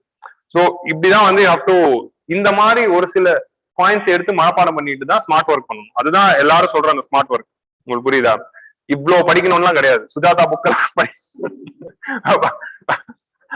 நானோ டெக்னாலஜில சுஜாதா புக்கெல்லாம் படிக்க தேவையில்ல. சுஜாதா புக் படிச்சிருந்தாலும் இந்த 5 ஸ்டேஜ் வந்து அவங்களுக்கு தெரியுமானா தெரிஞ்சிருக்காது. உங்களுக்கு புரியுதா? அதுதான் இருக்க பிரச்சனை நம்ம பசங்க கிட்ட இருக்குது. ஸோ இதை தான் நம்ம படிக்கிறது, இதை பெஸ்டா யூஸ் பண்றதுதான் நமக்கு தேவை. That's it. Affirmative action. So இப்போ வந்து ஒரு இடத்துல if you want to reduce the errors, நம்ம அன்னைக்கு பார்த்தோம்ல, when Meera Kumar became the speaker, women related issues were solved அப்படிங்கிறது பார்த்தோம்ல. அப்போ ஒருத்தர் சம்பந்தப்பட்ட இஷ்யூஸ்லாம் சால்வ் ஆகணும்னா அவங்க சார்ந்தவர்கள் மேல் பதவிக்கு வரணும். ஸோ அதுக்கு தான் ரிசர்வேஷன்ஸ் வருது. ஸோ இந்த மாதிரி ஆர்டிஃபிஷியல் இன்டெலிஜென்ஸோடைய டெவலப்மெண்ட் ஸ்டேஜ், டிப்ளாய்மெண்ட் ஸ்டேஜ்லயுமே நிறைய women and minorities and racial minorities people எல்லாம் வந்து சாஃப்ட்வேர் டெவலப்பர்ஸா நம்ம ரெக்ரூட் பண்ணும்போது they will take care of this issues. அவங்களுக்கு தான் இது ஒரு இஷ்யூவா தெரியும், மத்தவனுக்கு வந்து ஓகே அப்படியா எரரா தான் தெரியும். இப்போ அதுவே வந்து ஒரு டார்க் ஸ்கின் பர்சன் இந்த ஃபேக்டை பார்த்தானா இது ஒரு பெரிய பிரச்சனையா தெரியும், இதுக்கு என்ன சொல்யூஷன் அவங்க யோசிப்பாங்க. ஸோ அஃபர்மேட்டிவ் ஆக்ஷன்ஸ் கொடுத்துட்டு அவங்கள வந்து இந்த டிசைன் பேஸ்ல கொண்டு வரணும் அப்படிங்கிறது இது யுனெஸ்கோ நார்ம்ஸ் தான் நான் சொல்றேன். யுனெஸ்கோ நார்ம்ஸ்ல இது இருக்கு. Artificial intelligence provide affirmative action to make sure women and minorities are fairly represented. Here minorities mean racial minorities and other types of minorities, but specifically அவங்க மீன் பண்றது racial minorities. ஏன்னா UNESCO லெவல்ல religious minorities mention பண்றாங்க, racial minorities தான் mention பண்றாங்க. Data control. So data control should be in the hands of data subjects. உங்களுக்கு புரியுதா? data principal, data fiduciaries, data subjects அப்படிங்கிற வேர்ட் எல்லாமே வந்து இந்த பிரைவசி ரிலேட்டட் ஏரியாஸ்ல டெக்னிக்கலா யூஸ் பண்ண வேண்டிய வேர்ட்ஸ். இப்படிதான் ஆன்சர் ரைட்டிங் பண்ணும். டேட்டா சப்ஜெக்ட்ஸ்னா யாருன்னா யூசர்ஸ் தான். வெறும் யூசர் அப்படிங்கறது யூஸ் பண்றதுக்கு பதிலா டேட்டா பிரின்சிபல் இல்ல டேட்டா சப்ஜெக்ட்ஸ் அப்படிங்கிற வேர்ட் யூஸ் பண்ணலாம். சர்வீஸ் ப்ரொவைடர் அப்படிங்கிற வேர்ட் யூஸ் பண்றதுக்கு பதிலா டேட்டா ஃபிடியூஷரி அப்படிங்கிற வேர்டை யூஸ் பண்ணலாம். ஸோ இதுதான் வந்து ஆக்ட்லயும் இதுலயும் இருக்கிற டெக்னிக்கல் வேர்ட். அந்த டெக்னிக்கல் வேர்ட் ஆன்சர்ல இருக்கும்போது ஒரு பந்தாவா இருக்கணும் ஆன்சர். உங்களுக்கு புரியுதா? So access and delete sensitive data, accountability and redress, இது நம்மளுடைய டிராஃப்ட் டேட்டா ப்ரொடெக்ஷன் பில்லையும் இந்த ஃபேக்டர் இருக்கும். டிராஃப்ட் டேட்டா ப்ரொடெக்ஷன் பில் அப்படின்னு ஒன்று பார்த்தோம்னா ஸ்ரீகிருஷ்ணா கமிட்டி ரெக்கமெண்டேஷன். அதுலயுமே வந்து data should be in the control of the data subjects with respect to access of data, deletion of sensitive data, accountability and redressal mechanism. If there is any problem with respect to data, அதை redress பண்ணணும். Not to be used for social scoring and mass surveillance. So artificial intelligenceல கரெக்டான data வச்சுக்கிட்டு mass surveillance government பண்ணக்கூடாது. Mass சர்வைலன்ஸ்னா இந்த data வச்சுக்கிட்டு சிட்டிசன்ஸை monitor பண்ணி பண்றது. So இது ஒரு புது concept. What is social scoring? Social scoring அப்படிங்கிறது கேள்விப்பட்டிருக்கீங்களா? சோஷியல் கிரெடிட் சிஸ்டம் கேள்விப்பட்டிருக்கீங்களா? சோஷியாலஜி ஆப்ஷன் கேள்விப்பட்டிருக்கலாம். Social credit system, social scoring அப்படின்னா என்னதுன்னா சைனால கொண்டு வந்த கான்செப்ட் இது. ஸோ என்னதுன்னா சிட்டிசன்ஸ்க்கு ஸ்கோர் தராங்க. இப்போ கிரெடிட் ஸ்கோரிங்னா என்ன? நம்ம கிரெடிட் ஸ்கோர் பார்க்கணும்ல, credit rating agencies credit score, CIBIL score தராங்கல்ல. உங்க சிவில் ஸ்கோர் நல்லா இருந்தா உனக்கு லோனு, நல்லா இல்லைன்னா லோன் கிடையாது. அதே மாதிரி சோஷியல் ஸ்கோரிங்னா என்னதுன்னா ஒரு கவர்மெண்ட் அவங்க சிட்டிசன்ஸ் ஸ்கோர் கொடுக்குது. அவங்க நாட்டுல இருக்கிற எல்லா சிட்டிசன்ஸ்க்கும் ஒரு ஸ்கோர் கொடுக்குறாங்க அந்த நாடு, அவங்களோட பிஹேவியரை வச்சு, அவங்களோட டிசிப்ளினை வச்சு. இவன் அடிக்கடி போராடுறானா, கவர்மெண்ட் அகேன்ஸ்டான போஸ்ட் போடுறானா, இல்ல ரூல் அபைடிங் சிட்டிசனா இருக்கானா, ஹெல்மெட் போட்டு வண்டி ஓட்டுறானா, இது எல்லாத்தையும் வச்சுக்கிட்டு ஒரு ஸ்கோர் போடுறாங்க. ஸ்கோர் போட்டுட்டு அதுல கம்மி மார்க் வாங்கினவங்களுக்கு எல்லாம் வந்து ரேஷன் கிடையாது, கம்மி மார்க் வாங்கினவங்களுக்கு ஹாஸ்பிட்டல் கிடையாது, ஸ்கூல்ல அட்மிஷன் கிடையாது, அவங்க பசங்களுக்கு ஸ்கூல்ல அட்மிஷன் கிடையாது. இந்த மாதிரி வந்து ஒரு விஷயம் நடக்குது. And it is very dangerous thing to do in a democratic world. It should not be accepted. But சைனால தே ஆர் இம்ப்ளிமெண்டிங் இட். அதுல என்னென்னலாம் கிடையாதுன்னா, மால்ல என்ட்ரி கிடையாது கம்மி மார்க் எடுத்தா. நான் பாத்துட்டு இருந்தேன் சைனாவோட Wikipedia page, social credit system of China. Social ஸ்கோரிங்னா என்னன்னு படிக்கும் போதுதான் social credit system of China அப்படின்னு ஒன்று பார்த்தேன். அது ஒண்ணு அந்த விக்கிபீடியா பேஜ் படிச்சுட்டு இருக்கும் போதுதான் பழக்க தோஷம் என்ன அதுல சொல்றதை நான் சொல்லிடுறேன். இப்ப நீங்க போய் விக்கிபீடியா பேஜ் படிக்காதீங்க, நானே சொல்லிடுறேன். என்னென்ன சொல்றாங்கன்னா, மால்குள்ள என்ட்ரி கிடையாதான், ஹாஸ்பிட்டல்ல ரெப்யூட்டட் ஹாஸ்பிட்டல்ல ட்ரீட்மெண்ட்ஸ் கிடையாது. அதாவது ஹாஸ்பிட்டல்னா இன்சூரன்ஸ், கவர்மெண்டோட இன்சூரன்ஸ் கிடையாது. அவங்களோட பசங்களுக்கு வந்து ரெப்யூட்டட் ஸ்கூல்ஸ்ல அட்மிஷன் கிடையாது. ஓகேவா? அவங்களுடைய ஆஃப் ஸ்பிரிங்ஸ்க்கு. அதே மாதிரி அவங்களுக்கு வந்து ஒரு லெவலுக்கு மேல ஓட்டிங் ரைட்ஸ் வந்து எடுத்துருவாங்க. இந்த மாதிரி பனிஷ்மெண்ட்லாம் லோ ஸ்கோர் வாங்கினவங்க பண்றாங்கன்னா, சைனா வந்து ஆர்டிபிஷியல் இன்டெலிஜென்ஸ் மூலமா அதை இம்ப்ளிமெண்ட் பண்றாங்க to control the citizens. So it is a very draconian and dictatorship model which should be condemn. So இந்த எக்ஸாம்பிள் வந்து நீங்க வந்து அகைன் எங்க வேணா யூஸ் பண்ணலாம். உங்களுடைய ஆன்சர் ரைட்டிங்ல, எத்திக்ஸ்ல, எஸ்ஏல எங்க வேணா யூஸ் பண்ணலாம். Social credit system of China வேணும்னா போயிட்டு அதை பத்தி வாட் இஸ் வாட்ங்கிற லெவலில் பிரீஃபா படிச்சுக்கோங்க. ஃபுல் விக்கிபீடியா பேஜ் எல்லாம் படிக்க தேவையில்ல. இந்த மாதிரி சோஷியல் ஸ்கோரிங்கும் மாஸ் சர்வைலன்ஸ்க்கும் ஆர்டிபிஷியல் இன்டெலிஜென்ஸ் யூஸ் பண்ணக்கூடாது அப்படிங்கிறது யுனெஸ்கோல ரெகுலேஷனா கொண்டு வந்திருக்காங்க. சைனாக்காக தான் இது கொண்டு வந்திருக்காங்க. பட் சைனாங்கிறத மென்ஷன் பண்ணல. ஓகே, இந்த ஒரு வார்த்தைக்காக நேதிக்கு வந்து ஒரு அரை மணி நேரம் போயிடுச்சு. It's just another day in my life. It's a special attention to psychological and cognitive impact of technology on children. So சில்ட்ரனுக்கு வந்து நிறைய சைக்கலாஜிக்கல் அண்ட் காக்னேட்டிவ் இம்பாக்ட் இருக்கு. அதை பத்தி நான் எக்ஸ்பிளைன் பண்ணவே தேவையில்லை. மொபைல் அடிக்ட்ஸா தான் வளர்ந்துட்டு இருக்காங்க குழந்தைகள். இப்போ வளர எல்லா குழந்தைகளும் மொபைல் அடிக்ட்ஸ் தான். கரெக்டா? Any child, any children of any age மொபைலை கொடுத்து தான் முன்னாடி நிலாவை காட்டி சாப்பாடு கொடுப்பாங்க, இப்போ மொபைலை காட்டி தான் சாப்பாடு விட்டுறாங்க. So they are mobile addicts. So கண்டிப்பா they are going to have health issues, psychological issues, cognitive issues, attention deficit issue, and இன்னொரு முக்கியமான விஷயம் கண்ணு ப்ராப்ளம். ஸோ இது எல்லாமே வரப்போகுது வரக்கூடிய ஜென்ரேஷன்.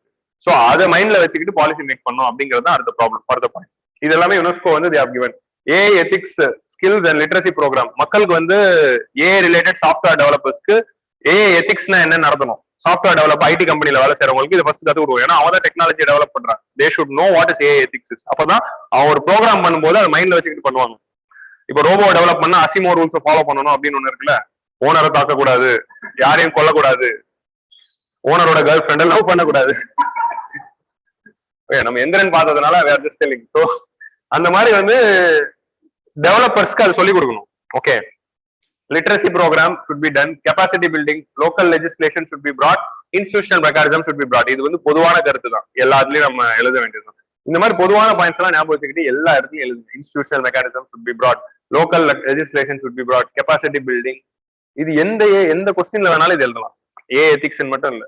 ஸோ ஏ ரிலேட்டடான ஒரு வே ஃபார்வர்டு வந்தா இது யாருமே வே ஃபார்வர்டு இல்ல யுனெஸ்கோட ட்ரீட்டின் அப்படின்னு டைரக்டா வருமானு தெரியாது. ஆனா ஏ ரிலேட்டடா வரும்போது இது வே ஃபார்வர்டு நீங்க எழுதலாம்.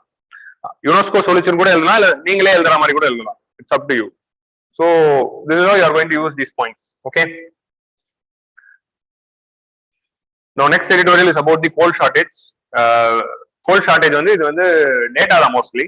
இந்தியாவிலேயே வந்து கோல் ஷார்டேஜ் இருக்கு. ஸோ கரண்ட் பவர் கட் ஆயிட்டு இருக்குல்ல, எல்லாருமே வந்து விடியல் தான் காரணம் அப்படி என்று நினைத்து கொண்டு இருக்கும் போது அது இந்தியா தமிழ்நாட்டுல மட்டும் இருந்தா விடியல் காரணம் அப்படின்னு சொல்லலாம். இந்தியா ஃபுல்லா நடந்துச்சுன்னா எது காரணம்? அப்பயும் அவதான் காரணமா?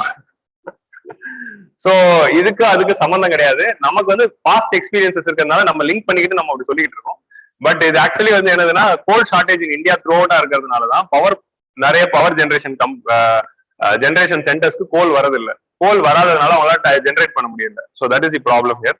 So why the coal shortage is happening in India, அதுதான் இந்த எடிட்டோரியல் வந்து டிஸ்கஸ் பண்ணுது. So why coal shortage is happening. So main reason for coal shortage அப்படிங்கிறதுக்கு வந்து அன்னைக்கே சொன்னேன். என்னதுன்னா, திடீர்னு ஒரு சுப்ரீம் கோர்ட் ஜட்மெண்ட்ல supreme court all of a sudden they said that all the coal auctions are scrapped. Coal auctions இது வரைக்கும் பண்ணது எல்லாமே ஸ்கிராப், எதுவுமே செல்லாது. அப்படி ஸ்கிராப் பண்ணதுனால எல்லா கோல் மைனிங் ஏரியா அப்படியே நின்றுச்சு. Came to grinding halt. திருப்பி ஆக்ஷன் நடத்தி ஃப்ரெஷ் அலோகேட் பண்ற வரைக்கும் எதுவுமே நடக்கல. ஸோ அதனால அந்த ஒரு ஷார்ட்ஸ் பீரியட்ல கோல் ப்ரொடக்ஷன் ஃபுல்லா இந்தியாவில் அஃபெக்ட் ஆனதுனால அதோடைய ஒரு இம்பாக்ட் டாமினோ எஃபெக்டா தான் இன்னைக்கு இந்த இஷ்யூ நம்ம ஃபேஸ் பண்ணிட்டு இருக்கோம். So supreme court judgement regarding the coal scam, அது கோல் ஸ்கேம்னால தான் அந்த ஜட்மெண்ட் வந்தது. பட் அந்த ஜட்மெண்டோட விளைவு வந்து சுப்ரீம் கோர்ட்டால யோசிக்க முடியல. ஸோ இதுதான் வந்து என்வாரன்மெண்டல் இம்பாக்ட் அசஸ்மெண்ட் மாதிரி லெஜிஸ்லேட்டிவ் இம்பாக்ட் அசஸ்மெண்ட் ஒன்று இருக்கு. லெஜிஸ்லேட்டிவ் இம்பாக்ட் அசஸ்மெண்ட்னா ஒரு லா கொண்டு வரும்போது அதனால என்ன இம்பாக்ட் வரப்போகுதுங்கிறத அசஸ் பண்ணிட்டு தான் லா கொண்டு வரணும் அப்படின்னு சொல்லுவாங்க. அதே மாதிரி சுப்ரீம் கோர்ட் இது பண்ணணும், ஜட்மெண்ட் இம்பாக்ட் அசஸ்மெண்ட் JIA. இது நான் வந்து சும்மா அடிச்சு விடுறேன், ஓகேவா? டெக்னிக்கல் வேர்ட் எல்லாம் இல்ல, பட் அடிச்சு விடலாம். காசா பணமா ஏதோ ஒரு வித்தியாசமா இது எழுதலாம் போல, நமக்கு தான் தெரியலன்னு அவர் நினைச்சுப்பாரு, கரெக்ட் பண்றாரு. சரி 2 மார்க் வச்சுக்கோ அப்படி. சோ இந்தியாவில ஏன் நடக்குன்னா that is one main reason, அதோட இம்பாக்ட். செகண்ட் அடுத்த மெயின் ரீசன்ஸ் என்ன அப்படின்னு பாத்தீங்கன்னா, இந்தியாவில 90% of the coal which is used is domestically mined. 10% of the coal used for power is imported. நம்ம இம்போர்ட் பண்றோம், 10% வந்து இம்போர்ட், 90% டொமஸ்டிக். இதுதான் வந்து ரேஷியோ. ரீசன்ட் டைம்ஸ்ல இன்டர்நேஷனல் லெவல்ல because of the global inflation international மார்க்கெட்ல coal prices has shot up. International மார்க்கெட்ல coal prices shot up ஆனதுனால we are pushed to use the local coal. So அதனால என்ன ஆயிடுச்சு, இம்போர்ட் பண்ணா காஸ்ட்லியா இருக்குங்கிறதுனால லோக்கலே நம்ம யூஸ் பண்ணலான்ட்டு எல்லா ஜெனரேஷன் கம்பெனிஸும் என்ன பண்ணிட்டாங்க, they shifted to local coal. ஏன் ஜெனரேஷன் கம்பெனி லோக்கல் கோல் போறாங்க? இம்போர்ட்டட் கோல் பண்ணா அதிக காசு ஆகும். இவங்க அதிக காசு வித்தா என்ன ஆக போகுது, ப்ரொடக்ஷன் காஸ்ட் அதிகமாயிடும். ப்ரொடக்ஷன் காஸ்ட் அதிகமாச்சுன்னா செல்லிங் காஸ்ட் அதிகப்படுத்தணும். செல்லிங் காஸ்ட் அதிகப்படுத்துச்சுன்னா டிஸ்காம் அதிக காசு கொடுத்து வாங்கணும். ஆல்ரெடி டிஸ்காம் 5 லட்சம் கோடி லாஸ்ல இருக்காங்க. அவங்க வந்து அழுகுறாங்க, யோ நீ விலையெல்லாம் ஏற்றிடாது. சோ டிஸ்காம் வந்து அதிக விலை கொடுத்து வாங்கினாங்கன்னா கவர்மெண்ட் என்ன பண்ணணும், அதிக விலைக்கு தான் சிட்டிசனுக்கு கொடுக்கணும். சோ கவர்மெண்ட்டுக்கு சப்சிடி பர்டன் அதிகமாயிடும். சோ எல்லாமே அஃபெக்ட் ஆகும். சோ கோலோட பிரைஸ் ரைஸ் ஆயிடுச்சுன்னா, அதனாலதான் இம்போர்ட்டட் இன்டர்நேஷனல் மார்க்கெட்ல கோல் பிரைசஸ் அதிகமான உடனே டொமஸ்டிக் பிரைசஸ் வந்து கம்மியா இருக்கு. சோ அதான் இந்த கிராஃப் காட்டும். இன்டர்நேஷனல் மார்க்கெட்ல coal prices has shot up like this blue graph here which is showing. இங்க பாத்தீங்கன்னா இன்டர்நேஷனல் மார்க்கெட்ல கோல் பிரைஸ் வந்து எப்படி ரைஸ் ஆயிருக்குன்னு பாருங்க. ஆரஞ்சுங்கிறது டொமஸ்டிக் மார்க்கெட்டோட பிரைஸ், இந்தியாவை குறிக்குது ஆரஞ்சு. சோ அந்த பிரைஸ் வந்து பிளாட்டாவே இருக்கு ரொம்ப நாளா. ஓகே, சோ இந்த டிஃபரன்ஸ் இருக்கிறதுனால இந்த டைம் பீரியடுக்கு அப்புறமா all the coal importers they started using the local coal. அதனால லோக்கல் கோலுக்கு டிமாண்ட் அதிகமாயிட்டு இங்க இருக்கிற கோல் வந்து இட் இஸ் யூஸ்டு. இங்க எது ப்ரொடியூஸ் பண்ணாலும் இது ஃபுல்லஸ்டா யூஸ் பண்ணிட்டே இருக்கிறதுனால ஷார்டேஜ் இல்ல, யாரும் இம்போர்ட்டும் பண்ண மாட்டாங்க. இம்போர்ட் பண்ண வேலை அதிகமா இருக்கு, இம்போர்ட் நிறுத்திட்டு எல்லாம் டொமஸ்டிக்கா யூஸ் பண்றாங்க. டொமஸ்டிக்ல இருக்க கோல் எல்லாமே வர்றது எல்லாமே காலி ஆயிடுது. சோ இம்போர்ட் பண்ணாம இவங்க வந்து இதுக்காக வெயிட் பண்ணிக்கிட்டே இருக்கிறதுனால நிறைய ஏரியால கோல் இல்லாம இருக்கு. சோ திடீர்னு பவர் ஷட் டவுன் ஆயிடுது, பவர் கட் பண்ணிடுறாங்க. இருக்கிற பவர்லாம் அர்பன் ஏரியாஸ் டெவலப்டு ரீஜன்ஸ் கொடுத்துட்டு ரூரல் ஏரியாஸ்க்கும் அண்டர் டெவலப்டு ரீஜன்ஸ்க்கு பவர் கட் பண்ணிடுறாங்க. This is the problem here. அதனாலதான் சிட்டிஸ்ல பவர் கட் ரொம்ப கம்மியாகவும் ரூரல் ஏரியாஸ்ல அதிகமாகவும் இருக்கு. ஸோ இந்த பிரைஸ்ல நடந்த ஷிஃப்ட். அதுக்காக தான் பவர் மினிஸ்ட்ரி என்ன நோட்டிபிகேஷன் போட்டாங்கன்னா, from now onwards every one should import the goal and use up to 10% நீங்க இம்போர்ட் பண்ணி யூஸ் பண்ணி தான் ஆகணும் அப்படிங்கிற அந்த நாம வந்து கம்பல்சரி நாம கொண்டு வந்துட்டாங்க. இந்த கம்பல்சரி இம்போர்ட் வந்து இப்ப நீங்க இம்போர்ட் பண்ணாம டொமஸ்டிக்கே வெயிட் பண்ணிட்டே இருந்தீங்கன்னா டொமஸ்டிக் சப்ளைஸை நாங்க கட் பண்ணிடுவோம் to the power generation corporations அப்படின்னு சொல்லிட்டாங்க. சோ அவங்க கண்டிப்பா இப்ப இம்போர்ட் பண்ண வேண்டிய நிலைமையில இருக்காங்க. இப்ப இம்போர்ட் பண்ணாங்கன்னா என்ன ஆயிடும், cost அதிகமாயிடும். So this is the dilemma which is in the particular industry. But India is having the coal reserves to cater the needs of next 100 years. அடுத்த 100 வருஷத்துக்கு பவர் ஜெனரேட் பண்ற அளவு coal we are having. So that is our potential. ஆனா problem எங்க இருக்குன்னா மைனிங்ல தான் இருக்கு. Mining is not efficient in India. கோலோடைய ஆப்ஷன்ஸ்ல நிறைய ப்ராப்ளம்ஸ் இருக்கு. ஸோ அந்த கோல் ஆப்ஷன்ஸ் அண்ட் கோல் மைனிங்ல நிறைய ஸ்கேம்ஸ் இருக்கிறது தான் the main issue in India, not the availability of coal. இந்தியாவில் கோல் கம்மியா இருக்குன்னு இல்லை, மைனிங்ல ப்ராப்ளம். மைனிங்ல எதுக்கு ப்ராப்ளம் வந்தது அது தனி ஒரு கதை. அது வந்து you have to start from இந்த நிறைய படங்கள் இருக்கு, அந்த படங்கள்லாம் விடுங்க. இது ஓகே, இந்தியாவில் நிறைய பிரச்சனை இருக்கு கோல் ரிலேட்டடா. ஸோ அந்த மைனிங் ப்ராப்ளம்லாம் சால்வ் பண்ணாலே automatically we can come to the conclusion to this issue. Coal crisis இருக்கிறதுனால தான் பவர் கிரைசிஸ் இருக்கு இந்தியாவில். So rising demand. ஸோ இந்தியாவில் வந்து இப்போ என்ன ஆயிடுச்சு, பேண்டமிக்னால கொஞ்சம் டிமாண்ட் வந்து குறைஞ்சாலும் again economy has recovered. So demand has rose. அதே மாதிரி summer season. So naturally summer சீசன்ல ஏசியோட யூஸ் அதிகமா இருக்கிறதுனால கண்டிப்பா there is a huge demand. So pandemic முடிச்சுட்டு எக்கனாமி ரிகவர் ஆகுது, சம்மரும் வருது இல்ல. ஸோ இது ரெண்டுமே சேர்ந்து வரும்போது automatically the demand shot up. So rising temperature, post pandemic recovery.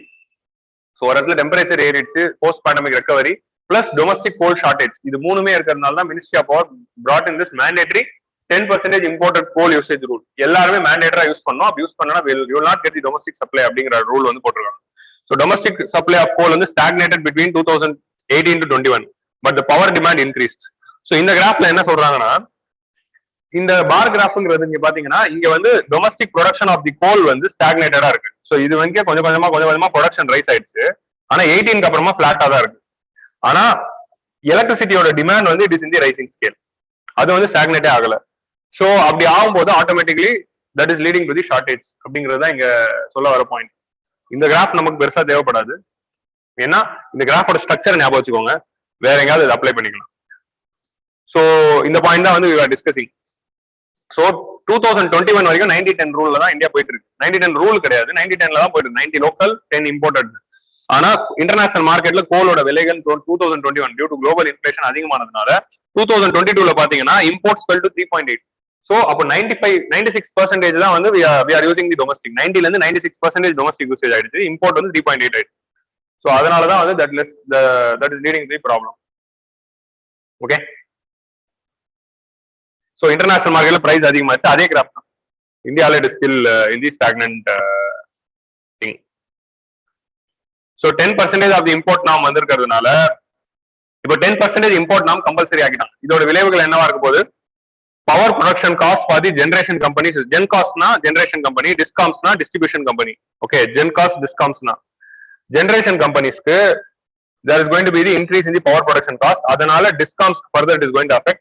டிஸ்காம்ஸ் already வந்து ஜென்ரேஷன் கம்பெனிஸ்க்கு டியூ கட்டணும். ஸோ இங்க வந்து ஜென்ரேஷன் கம்பெனி இருக்கு, இங்க டிஸ்ட்ரிபியூஷன் கம்பெனி இருக்கு. Distribution company is buying the current from the generation company and they are distributing it to the people. கரெக்டா? டிஸ்காம்ஸ் இதுக்கு தே ஹேவ் டு பே மணி. கரெக்டா? சிட்டிசன்ஸ் வந்து they have to pay money electricity bill மூலமா. So நம்ம electricity bill வந்து collections ரேட்ல நிறைய issues இருக்கு. அதே மாதிரி வந்து இங்க ஜென்ரேஷன் கம்பெனி 100 மெகாவாட் ப்ரொடியூஸ் பண்றாங்கன்னு வச்சுக்கோங்களேன், அது டிஸ்காம்ஸ் கிட்ட போய் சேரும்போது லாசஸ் இருக்கிறதுனால அது வந்து ஒரு 95 ஆயிடும். அது சிட்டிசன்ஸ் கிட்ட போகும்போது 90 ஆயிடுதுன்னு வச்சுக்கோங்க. ஒரு சினாரியோக்கு சொல்றேன். ஸோ ஜென்ரேட் ஆனது 100, இவங்க 100 மெகாவாட் ஜென்ரேட் பண்றதுக்கு செலவு பண்ணிட்டாங்க. ஆனா சிட்டிசன்ஸ் கிட்ட போகும்போது 90 தான் போகுது. ஆனா செலவு 100க்கு, ஆனா நம்ம பில் போட முடிஞ்சது 90. ஸோ அதனாலேயே வந்து there is huge loss. So அதனாலதான் எவ்வளவு ப்ரொடியூஸ் பண்ணாங்கிறதுக்கு தான் வந்து அதை வச்சுதான் பில்லு போடணுமே தவிர சிட்டிசன்ஸ் எவ்வளவு யூஸ் பண்றாங்க வச்சு பில்லு போடாதீங்க. அப்படி பவர் ரேட்டை வந்து ஏத்துனா அவ்வளவுதான், எலெக்ஷன்ல அது ஒரு இஷ்யூவா மாறிடும். அதனால government is burning seeing that has subsidy. நம்ம கிட்ட இருக்க மிகப்பெரிய பிரச்சனை இதுதான், டிரான்ஸ்மிஷன் லாஸ்னால வரக்கூடியது. ஸோ மக்கள் கிட்ட ஒழுங்கான பணம் வராததுனாலையும் இந்த ஒரு லாஸ் இஷ்யூ இருக்கிறதுனாலையும் நிறைய வேரியஸ் அதர் ரீசன்ஸ்னால discoms couldn't pay the money to the generation companies on time. இவங்களால இந்த டியூ வந்து டைமுக்கு கட்ட முடியல. ஏன்னா டிஸ்காம்ஸ்க்கான சப்சிடி யார் தர போறாங்கன்னா கவர்மெண்ட் தான். ப்ரொடக்ஷன் காஸ்ட்டை விட கம்மி ரேட்ல தான் வித்துட்டு இருக்காங்க சிட்டிசன்ஸ்க்கு. ஸோ அந்த மிச்சம் இருக்கிற balance cost government should pay as subsidy. Government டைமுக்கு சப்சிடி கொடுக்கறது இல்ல. So government is not paying subsidy in time. அதனால பிளஸ் இவங்க லோ ரேட்ல விற்கிறாங்க. அதனால discoms are having payment due to the generation company. இப்போ தமிழ்நாடுல டான்ஜெட் கோன் இருக்கு, ஜென்ரேஷன் டிஸ்ட்ரிபியூஷன் ஒரே கம்பெனி பண்ணுது. பட் நிறைய ஸ்டேட்ஸ்ல அப்படி இல்லை, இதுக்கு வேற கம்பெனி அது வேற கம்பெனியா இருக்கு. ஸோ அந்த மாதிரி வந்து பட் தமிழ்நாட்டு எல்லாமே டான்ஜெட் கோ இல்ல. விண்மில்லாம் வந்து வேற கம்பெனிஸ் தான். அட்டாமிக் எனர்ஜி கார்பரேஷன் வேற கம்பெனி தான், அவங்க கிட்ட தான் வாங்குறோம். நேஷனல் தெர்மல் பவர் கார்பரேஷன் கிட்ட இருந்து டான்ஜெட் கோ வாங்குது. ஸோ இங்க வந்து நேஷனல் தெர்மல் பவர் கார்பரேஷன் அப்படின்னு இதை வச்சுக்கோங்க, இது வந்து டான்ஜெட் கோன்னு வச்சுக்கோங்க. இது வந்து எல்லாம் atomic energy national atomic power corporation TANGEDCO, they are the producers and sellers. So அதனாலே இவங்க ஆல்ரெடி வந்து இவங்களுக்கு வர வேண்டிய டியூ வராதனால they are already the capital crunch. Capital கிரன்ச்ல இவங்க இருக்கும்போது இப்போ கோலை இம்போர்ட் பண்ணு, ஏன்னா இவங்க தானே கோலை இம்போர்ட் பண்றாங்க, கோலை இம்போர்ட் பண்ணி கரண்ட் ரெடி பண்றவங்க இவங்க. So already they are having capital crunch. So காசு இல்லாததுனால கோலை இப்போ இம்போர்ட் பண்ணுட்டாங்க, that is increasing the capital cost. So அதுதான் இங்க இருக்கிற மெயின் ப்ராப்ளம். ஸோ டிஸ்காம்ஸ் வந்து டியூ வந்து நம்ம இதெல்லாம் ஒரு டேட்டா ஞாபகம் வச்சுக்கிட்டா போதும், எல்லா டேட்டாவும் தேவையில்லை. டிஸ்காம்ஸோட டோட்டல் லாஸ் வந்து 5 lakh crore ஞாபகம் வச்சுக்கோங்க. அதுல டாப் 3 ஸ்டேட்ஸ் வந்து தமிழ்நாடு, ராஜஸ்தான், யூபி தான். இவங்க தான் ஹையஸ்ட் லாஸ்ல வச்சிருக்காங்க. நம்ம டான்ஜெட் கோ தான் leading loss maker. So accumulated loss is almost 5 lakh crore. Tamil Nadu, Rajasthan and UP is the most stressed. Revenue is lesser than the cost. அதனாலே வந்து என்ன ஆயிடுச்சு, subsidized power, non-revision of tariffs on regular intervals, delayed in the government compensation. நான் வரைஞ்ச diagram தான் இங்க பாயிண்டா இருக்கு, பட் அந்த டயக்ராம் வந்து ஞாபகம் வச்சுக்கோங்க. ஓகே, ஸோ இதனால என்ன ஆயிடுச்சு, டிஸ்காம்ஸ் லாஸ்ல இருக்கு. ஸோ இந்த ரூல்னால டிஸ்காம்ஸ்க்கு லாஸ் தான் வரப்போகுது. ஸோ பவர் கிரைசிஸ் வந்து சால்வ் ஆகுமானா இன்னும் கொஞ்ச நாளைக்கு இது சால்வ் ஆகிற மாதிரி தெரியல. இதுக்கு ஒரே சொல்யூஷன் என்ன, domestic production of coal should increase. Import increase பண்றது டொமஸ்டிக் சொல்யூஷன் கிடையாது, இட்ஸ் ஷார்ட் டேர்ம் சொல்யூஷன்.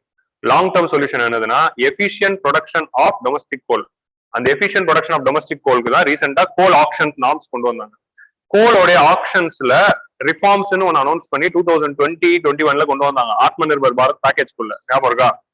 அதை நான் டிஸ்கஸ் பண்ணியிருப்பேன். எக்கனாமிக் 2020 எக்கனாமிக் சர்வேல டிஸ்கஸ் பண்ணியிருப்பேன். Not the economic survey which you attended. அது முந்தின வருஷம் எக்கனாமிக் சர்வேல discuss about the reforms made with respect to the coal auctions. எப்படி எப்படிலாம் கோல் ஆப்ஷன்ல ரிஃபார்ம் பண்ணி ப்ரொடக்ஷன் இன்க்ரீஸ் பண்ண போறாங்கன்ட்டு, அதனாலதான் அதெல்லாம் பார்க்க சொன்னேன். ஓகேவா?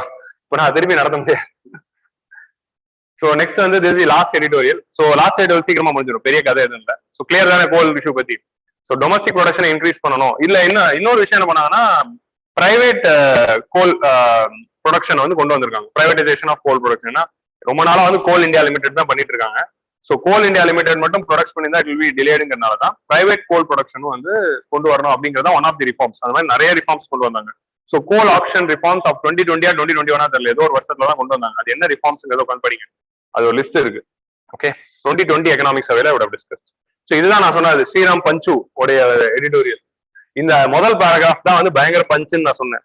நம்ம சந்திரசூட் அப்படிங்கிறவர் வந்து நவம்பர்ல வந்து சிசிஐ ஆக போறாரு. அவர் ஆகக்கூடாது அப்படிங்கிறதுக்காக பயங்கரமான பிளானிங் போயிட்டு இருக்கு அப்படிங்கிற மாதிரி ஹி இஸ் அலர்ஜிங் தட் நடக்குது. அப்படிலாம் நடக்குன்னு சொல்ல, அப்படி நடக்க வாய்ப்பு இருக்குங்கிற மாதிரி தான் இவர் சொல்றாரு. ஓகே, ஸோ நடக்க வாய்ப்பு இருக்கு அப்படின்றாங்க. ஏன் நடக்க வாய்ப்பு இருக்குன்னு எனக்கு தெரியல அப்படின்னு நான் லைவ்ல சொல்லுவேன். லைவ் ஆஃப் பண்ண பிறகு ஒரிஜினல் காரணத்தை உங்களுக்கு சொல்றேன். லைவ்ல காரணத்தை சொல்ல முடியாது. சோ இந்த எடிட்டோரியல் என்ன சொல்றாங்கன்னா, சீஃப் ஜஸ்டிஸ் ஆஃப் இந்தியா, நம்ம already chief justice of India வந்து 25th எடிஷன்ல வந்து சீஃப் ஜஸ்டிஸ் ஆஃப் இந்தியா வந்து is the master of roster அப்படின்னு சொல்லுவாங்க. மாஸ்டர் ஆஃப் ரோஸ்டர், ரோஸ்டர்னா என்ன, டியூட்டி ரோஸ்டர் சொல்லுவாங்க. ஒரு லீடர் தான் வந்து அவர் கீழே ஒரு 10 பேர் வேலை செய்யறாங்கன்னா 10 பேருக்கு என்ன டியூட்டி அப்படிங்கறத அசைன் பண்றது. உனக்கு இந்த வேலை இந்த வேலை இந்த வேலை, மண்டே டு டியூஸ்டே உனக்கு இந்த வேலை, வெனஸ்டே தர்ஸ்டே இந்த வேலை, அந்த மாதிரி வந்து அந்த வீக்குக்கான வேலையை அசைன் பண்றது தான் வந்து ஒரு அட்மினிஸ்ட்ரேட்டரோட ஒர்க். அதுக்கு பேர் டியூட்டி ராஸ்டர் அப்படின்னு சொல்லுவாங்க. எல்லா ஒர்க்கருக்கும் 7 நாளுக்கு 5 நாளுக்கு வேலை போட்டு கொடுத்தாரு. ஸோ சுப்ரீம் கோர்ட்டுடைய மாஸ்டர் ஆஃப் ரோஸ்டர் யாருன்னு பாத்தீங்கன்னா சீஃப் ஜஸ்டிஸ் ஆஃப் இந்தியாவா இருக்காரு. சீஃப் ஜஸ்டிஸ் ஆஃப் இந்தியாங்கிற ஒரு பர்சன் இருக்கிறதுனால தேர் இஸ் ஆல்வேஸ் பயாஸ். ஒரு சில கேசஸ் இஸ் கோயிங் டு ஒரு சில ஜட்ஜஸ், ஒரு சில cases is going to another set of judges. இவங்க சம்பந்தப்பட்ட கேஸ் எல்லாம் இந்த ஜட்ஜுக்கு தான் போகுது. அது ஏன் போகுது? இந்த மாதிரி நிறைய இஷ்யூஸ் தான் வந்து யார் ரைஸ் பண்ணாங்க அப்படின்னா நான் சொல்லலைங்க, ரஞ்சன் கோகாய், அதே மாதிரி வந்து கொரியன் ஜோசப், அந்த மாதிரி இருந்த 4 சுப்ரீம் கோர்ட் ஜட்ஜஸ் வந்து ஒரு பிரஸ் கான்ஃபரன்ஸ் வச்சு அப்போ இருந்த சீஃப் ஜஸ்டிஸ் ஆஃப் இந்தியா மேல ஒரு கம்ப்ளைண்ட் சொன்னாங்க. இந்த சீஃப் ஜஸ்டிஸ் ஆஃப் இந்தியா இப்படி வந்து ஒரு சில கேசஸ் ஒருத்தருக்கு தராரு, இன்னொரு சில கேசஸ் இன்னொருத்தர் தராரு அப்படின்னு அந்த 4 சுப்ரீம் கோர்ட் ஜட்ஜஸ் பிரஸ் கான்ஃபரன்ஸ்ல சொன்னாங்க. சோ அதுல வந்து அவர் வந்து ஒரு நியூட்ரலா செயல்படுறது இல்லை. சோ மாஸ்டர் ஆஃப் ரோஸ்டரா வந்து சிஜிஐ மட்டும் இருக்கக்கூடாது. Collegium should act as the master of roster. அந்த 5 ஜட்ஜஸ் சேர்ந்து மாஸ்டர் ஆஃப் ரோஸ்டரா இருக்கணும். இல்ல இந்த டியூட்டி அலோகேஷன் ஆஃப் ஜட்ஜஸ் வந்து நம்ம வேற ஏதாவது ஒரு மெக்கானிசமாவது கொண்டு வரலாம். இல்லைன்னா ஒரு சுப்ரீம் கோர்ட்ல ஒரு அட்மினிஸ்ட்ரேட்டிவ் போஸ்டாவது கிரியேட் பண்ணலாம். அந்த மாதிரி வந்து நிறைய அது பத்தி பேசியிருப்போம். அதான் 25th எடிஷன் கதையை தான் சொல்லிட்டு இருக்கேன். Okay, now will come back to this. அது வந்து சிஜிஐ பத்தின ஒரு ரிஃபார்ம் அப்ப பேசணும்.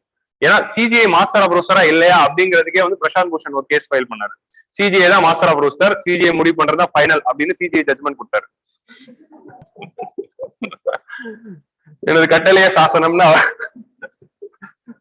ஓகே, சுப்ரீம் கோர்ட் பரிதாபங்கள் அது. அந்த மாதிரி பரிதாபங்கள்லாம் நம்ம தான் போடணும் வீடியோ, அவங்களுக்கு போட தெரியாதுல்ல. சோ இதுல என்ன ஆகுது இப்பனா, இதுல இப்போ இருக்க இஷ்யூஸ்ல வந்து ஒரு சில விஷயங்கள் வந்து சொல்றேன் அப்படி நம்ம போட்டா அவ்வளவுதான், கண்டெம்ட் ஆஃப் கோர்ட் ₹1 ஃபைன் போடுவாங்க. சோ நமக்கு ₹1 ஃபைன் இல்ல, பெரிய ஆளுங்களுக்கு ₹1 ஃபைன், நமக்கு 6 மாசம் சிறை தண்டனை. Disparity in retirement age. So high court judge 62 வயசுல ரிட்டையர் ஆகணும், சுப்ரீம் கோர்ட் ஜட்ஜ் 65 வயசுல ரிட்டையர் ஆகணும். இந்த கான்செப்டே வந்து இட்ஸ் ராங். சோ அப்படிங்கறத இவரு சொல்றாரு. பை பிகாஸ் ஆஃப், ஏன்னா 62 வயசுல ரிட்டையர் ஆக போறோம், இன்னொரு 3 வருஷம் சர்வீஸ் கிடைக்கும் நம்ம சுப்ரீம் கோர்ட்டுக்கு போனா அப்படிங்கறதுனால there is a competition among the high court judges to reach to supreme court. High கோர்ட்டே ஒரு கௌரவமான கான்ஸ்டிடியூஷனல் கோர்ட் தான், ஒரு it's almost equivalent to supreme court when compared to the federal structure. So அப்படி இருக்கும்போது why they are aspiring to go to supreme court? எந்த ஒரு high court ஜட்ஜா இருந்தாலும் 65 வரைக்கும் இருக்கணும். சுப்ரீம் கோர்ட் ஜட்ஜும் 65 வைக்கலாம். நம்ம ஊர்ல தான் 65. அமெரிக்கன் கோர்ட்ல என்ன ரூல்னா till they die. அமெரிக்கால சுப்ரீம் கோர்ட் ஜட்ஜா ஒருத்தர் அப்பாயிண்ட் பண்றாங்கன்னா அவங்க முடிவு பண்ற வரைக்கும் அவங்க தான் supreme court judge. So most of the judges will stay as supreme court judge till they die. உங்களுக்கு புரியுதா? பட் டொனால்ட் ட்ரம்ப் வந்து during his previous tenure he appointed 3 conservative judges. அந்த கன்சர்வேட்டிவ் மைண்ட் செட் இருக்கிற 3 judge appoint பண்ணாங்கன்னா அந்த 3 பேருமே வந்து இறந்து போற வரைக்கும் அவங்க தான் வந்து ஜட்ஜஸா இருக்க போறாங்க. சோ அவங்க இருக்கிற வரைக்கும் அந்த கன்சர்வேட்டிவ் ஜட்ஜஸ் வரும். அதுல ஒரு ஜட்மெண்ட் தான் ரோ வெர்சஸ் வேட். பாத்தீங்களா? Roe versus Wade abortion is not allowed. அப்படி அபார்ஷன் வந்து கான்ஸ்டிடியூஷனலி ரெகக்னைஸ்ட்னு சொன்னதான் ரோ வெர்சஸ் வேட் ஜட்மெண்ட். இன்னைக்கு கூட இதுல வந்திருக்கு எஃபெக்ட்ல. So Roe versus Wade judgement over down பண்ணிருக்காங்க. Women should not have abortion rights. ஒரு democratic oldest democracy of the வேர்ல்டுக்கு வந்து சோதனை. America is becoming so conservative because of the conservative judges who are sitting in Supreme Court appointed by Donald Trump. So இங்க வந்து அதனாலதான் Donald Trump மேல எனக்கு அவ்வளவு பாசம். எரிச்சலா அபார்ஷன் ரைட்ஸ் கூடாதுன்னு 21st செஞ்சுரியில வந்து அமெரிக்கால இருக்கிற சுப்ரீம் கோர்ட் சொல்லுதுன்னா அது எந்த ஒரு மைண்ட் செட்ல அமெரிக்கா இருக்குங்கிறது உங்களுக்கு புரியுதா? அந்த ஒரு 4 வருஷத்தினால, ஒரு 4 வருஷ மேட்னஸ்னால அது 10 வருஷமா இருந்தா எப்படி இருக்கும்னு யோசிச்சு பாருங்க நீங்க. ஸோ 65 ஏஜ்ல வந்து ரிட்டையர்மெண்ட் அப்படிங்கிற ஒரு விஷயம் இருக்குன்னா அந்த competition among the high court judges இருக்காது. High court judges will just function till 65 and they will retire. ஏன்னா high court judges also constitutional post. அவங்க சுப்ரீம் கோர்ட் வரணும்னு அந்த காம்படிஷனே இருக்க தேவையில்ல. So that is what is telling. இந்த டிஸ்கிரிமினேஷன் இதை நம்ம வே ஃபார்வர்ட்ல எழுதலாம். இது வந்து எதுவும் கிரிட்டிசைசிங் ரிஃபார்ம் இல்லை, நல்ல ரிஃபார்ம் தான். So increasing the age of the Supreme Court, the High Court judges retirement should be increased to 65 so that the competition among judges is not there. அதே மாதிரி High Court judge ஒரு நல்ல ஒரு post அப்படிங்கிறது it will come. ஏன்னா அந்த 3 வருஷம் சர்வீஸ்க்காக தானே சண்டை போட்டுக்கிறீங்க. நீங்களும் 65 வயசு வரைக்கும் இருங்கன்னா அவங்க ஜாலியா இருக்க போறாங்க. ஹை கோர்ட்லயே கௌரவமா இருந்து பண்ணுவாங்க. ஏன்னா many High Court judges are considered to be the most reputed judges. அது இவரே 2 எக்ஸாம்பிள் சொல்லியிருப்பாரு. Justice Rajamannar of Madras high court அப்படிங்கிற ஒரு எக்ஸாம் நம்ம ஒரு ஜஸ்டிஸ். இந்த மாதிரி நிறைய ஜட்ஜஸ் இருக்காங்க ஹை கோர்ட்ல இருந்துகிட்டே. Like AB Shah was the CJI of Delhi High Court and AP Shah is considered to be one of the important judges. He never went to Supreme Court but still அவருக்கு அந்த respect இருக்கு. ஏன்னா high கோர்ட்ல also can do wonders. We had Chandru in our Tamil Nadu Madras High Courtல. அது மாதிரி நிறைய reputed high court judges இருக்காங்க. So post retirement வந்து these judges are taking care of the arbitrations.